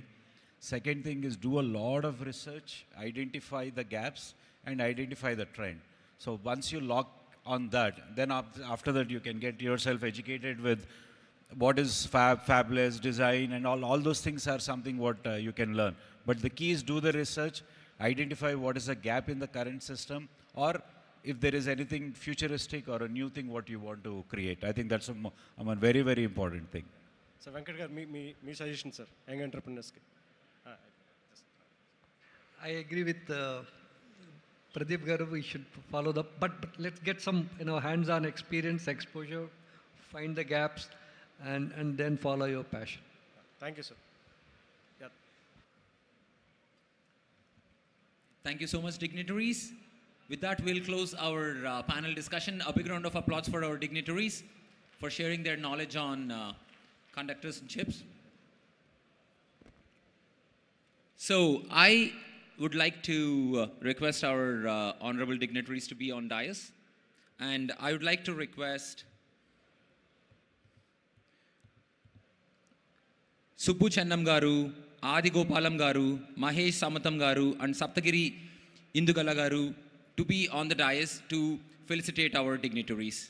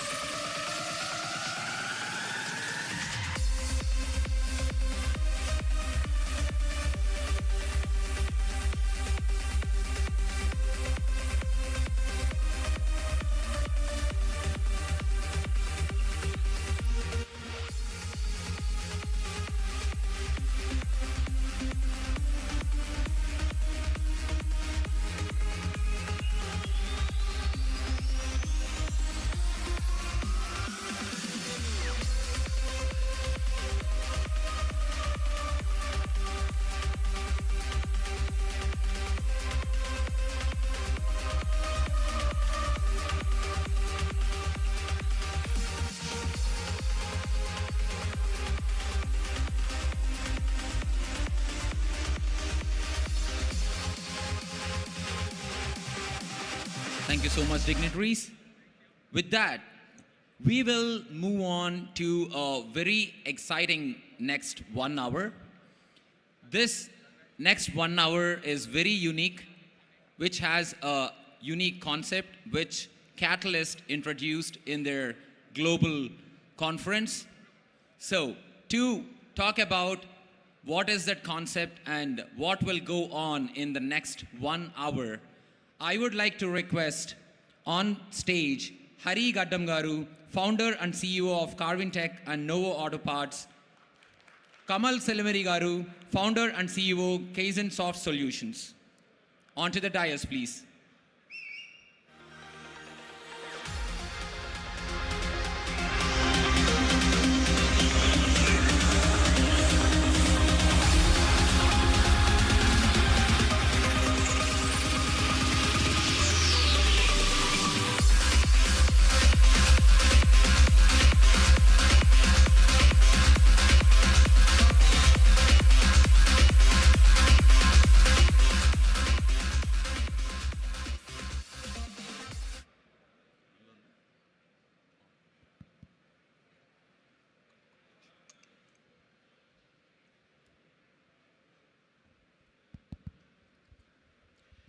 Very good afternoon, everyone. This is Hari Gaddam, founder and CEO, Carvin Tech and Novo Auto Parts. I am a business chair, competition chair for the business competition Katalyst 2025. Good afternoon, everyone. This is Kamal Sakamuri, founder and CEO of Kaizen Soft Solutions. I'm the part of the business pitch competition chair.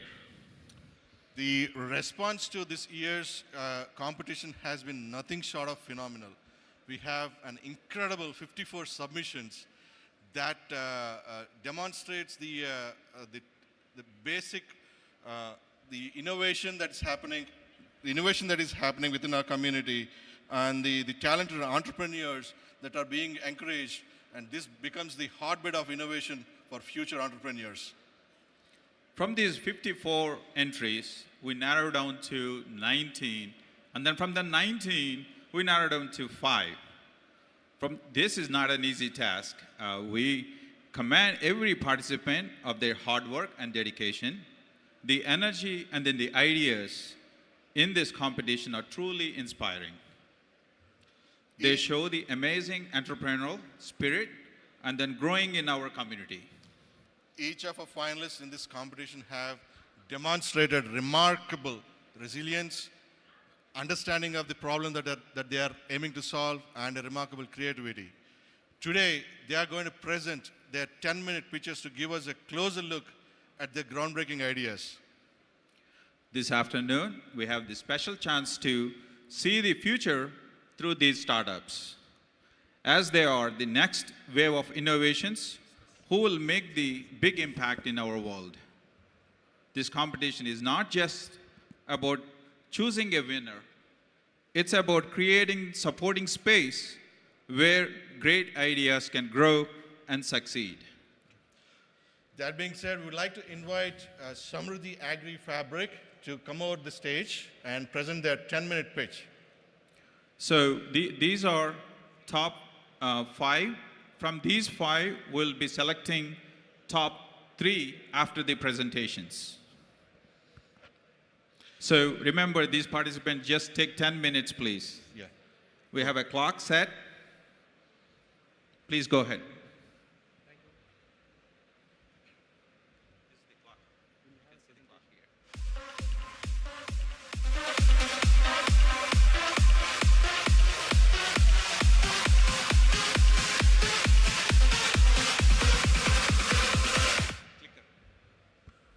Give me a Dilip, second. we need Can a we get the clicker. clicker, please?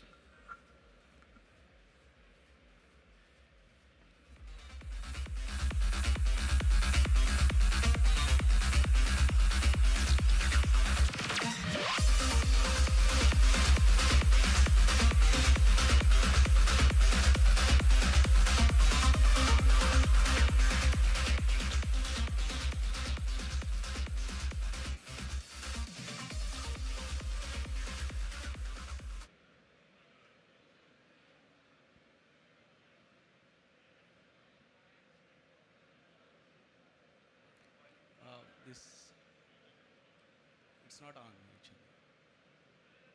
Can we turn on the slides, please?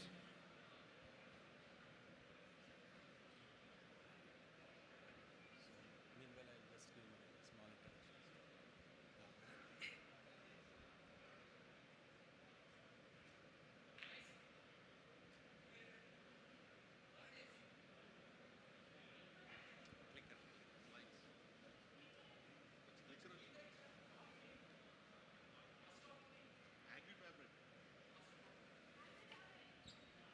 Agri-fabric. Agri-fabrics, Yeah, yeah.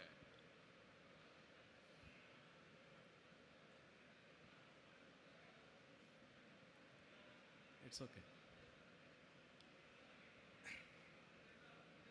So very good afternoon, everyone. I thank APTA Katalyst program. Okay.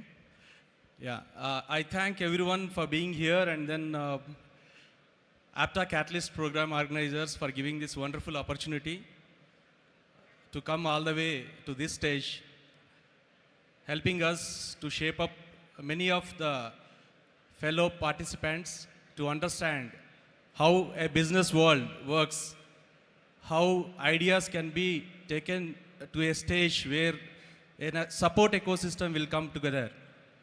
So this is a fabulous opportunity for me as well, and I thank each one of you for your time and then support. Yeah, let's start. I have given 10 minutes time. So I take this privilege to explain about Agri-Fabrics, which is a digital marketplace for agri supply chain, a next generation one, so which will be transforming the solutions which are faced in the agriculture ecosystem through integration of data and as well as financial services. So in India, we have biggest problem in agriculture because 14 crore farmer families depends on this, and now they are going through with a lot of climate change challenges, apart from the existing lot of disconnects in the market. So what actually started us to begin Agri-Fabrics is when we look at the Indian farmers' current income, which stands just 10,000 rupees per month only from agriculture sources.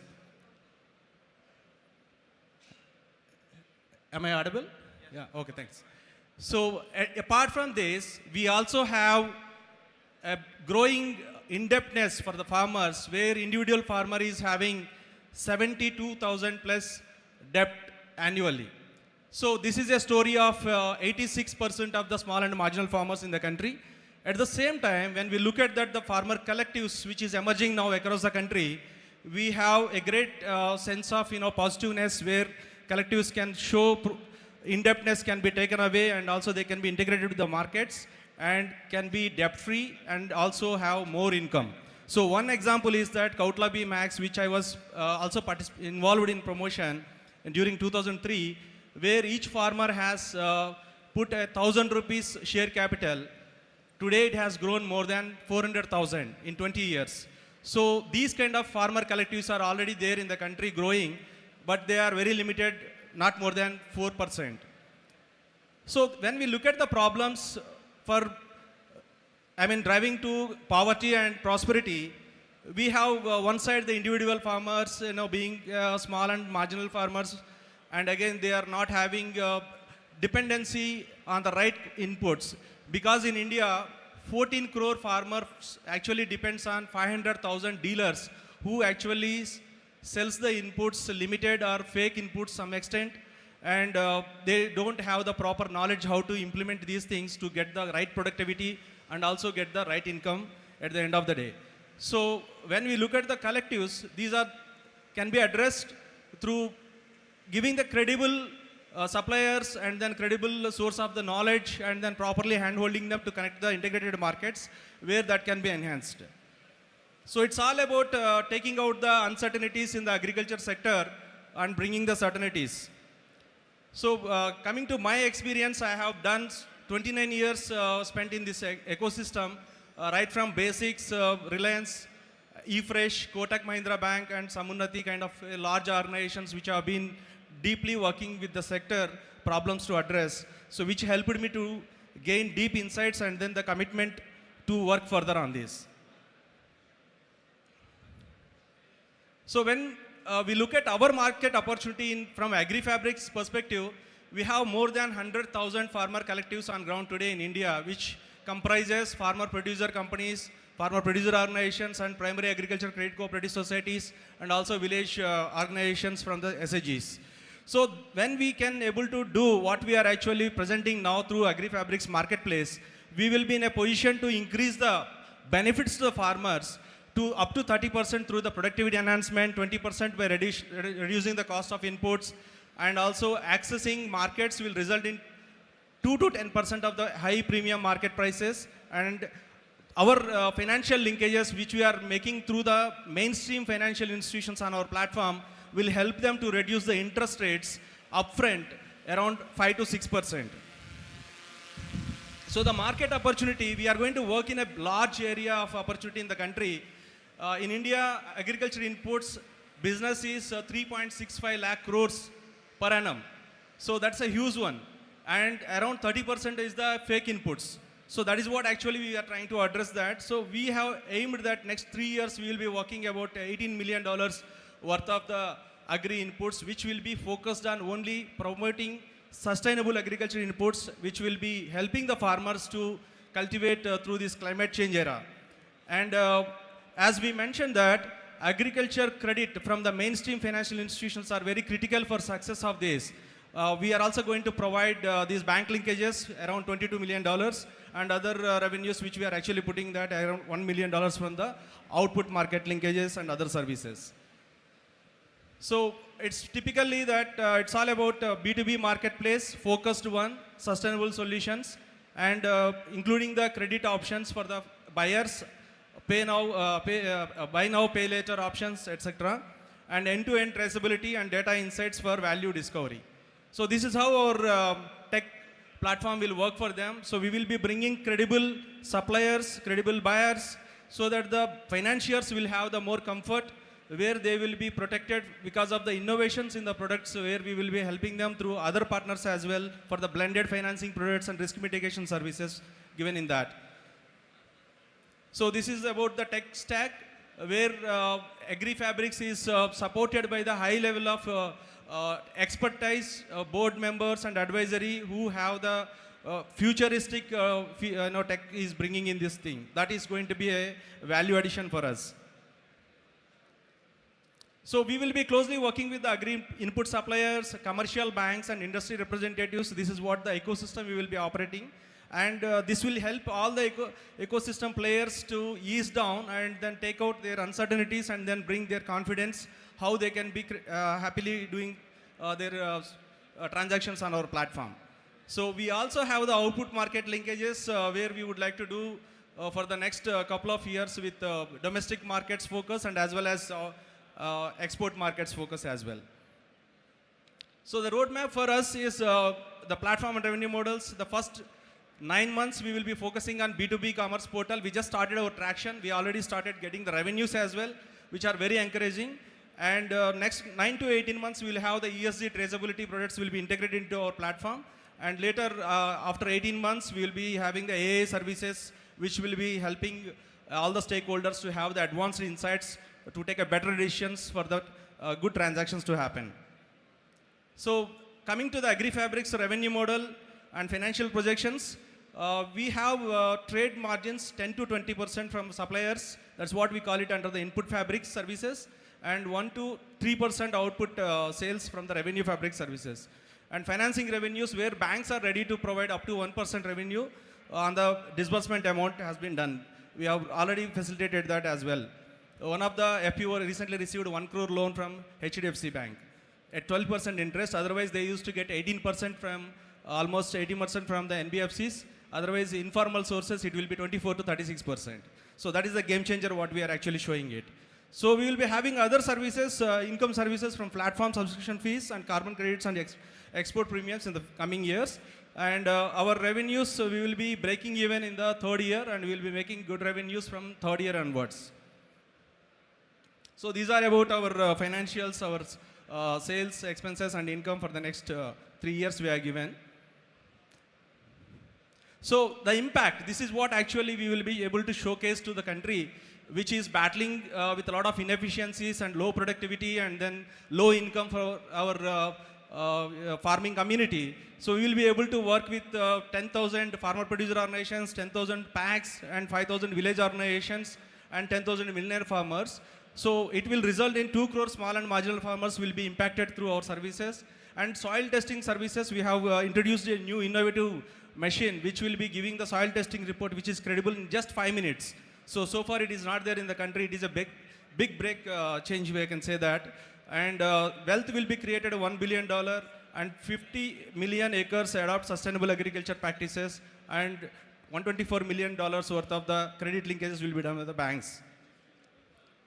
So this is about our differentiators, and it's all about B2B marketplace, sustainable products only. Then today there is a great demand from all the stakeholders, including the government and private sectors. That's where we also feel more comfortable that we are not alone in this journey, and there are so many corporates and then responsible institutions which are driving the policy changes across the globe, also encouraging the trends what we are trying to build on our platform and then empower them.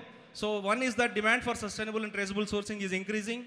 Supportive regulatory environment is there on the place. It's increasingly growing.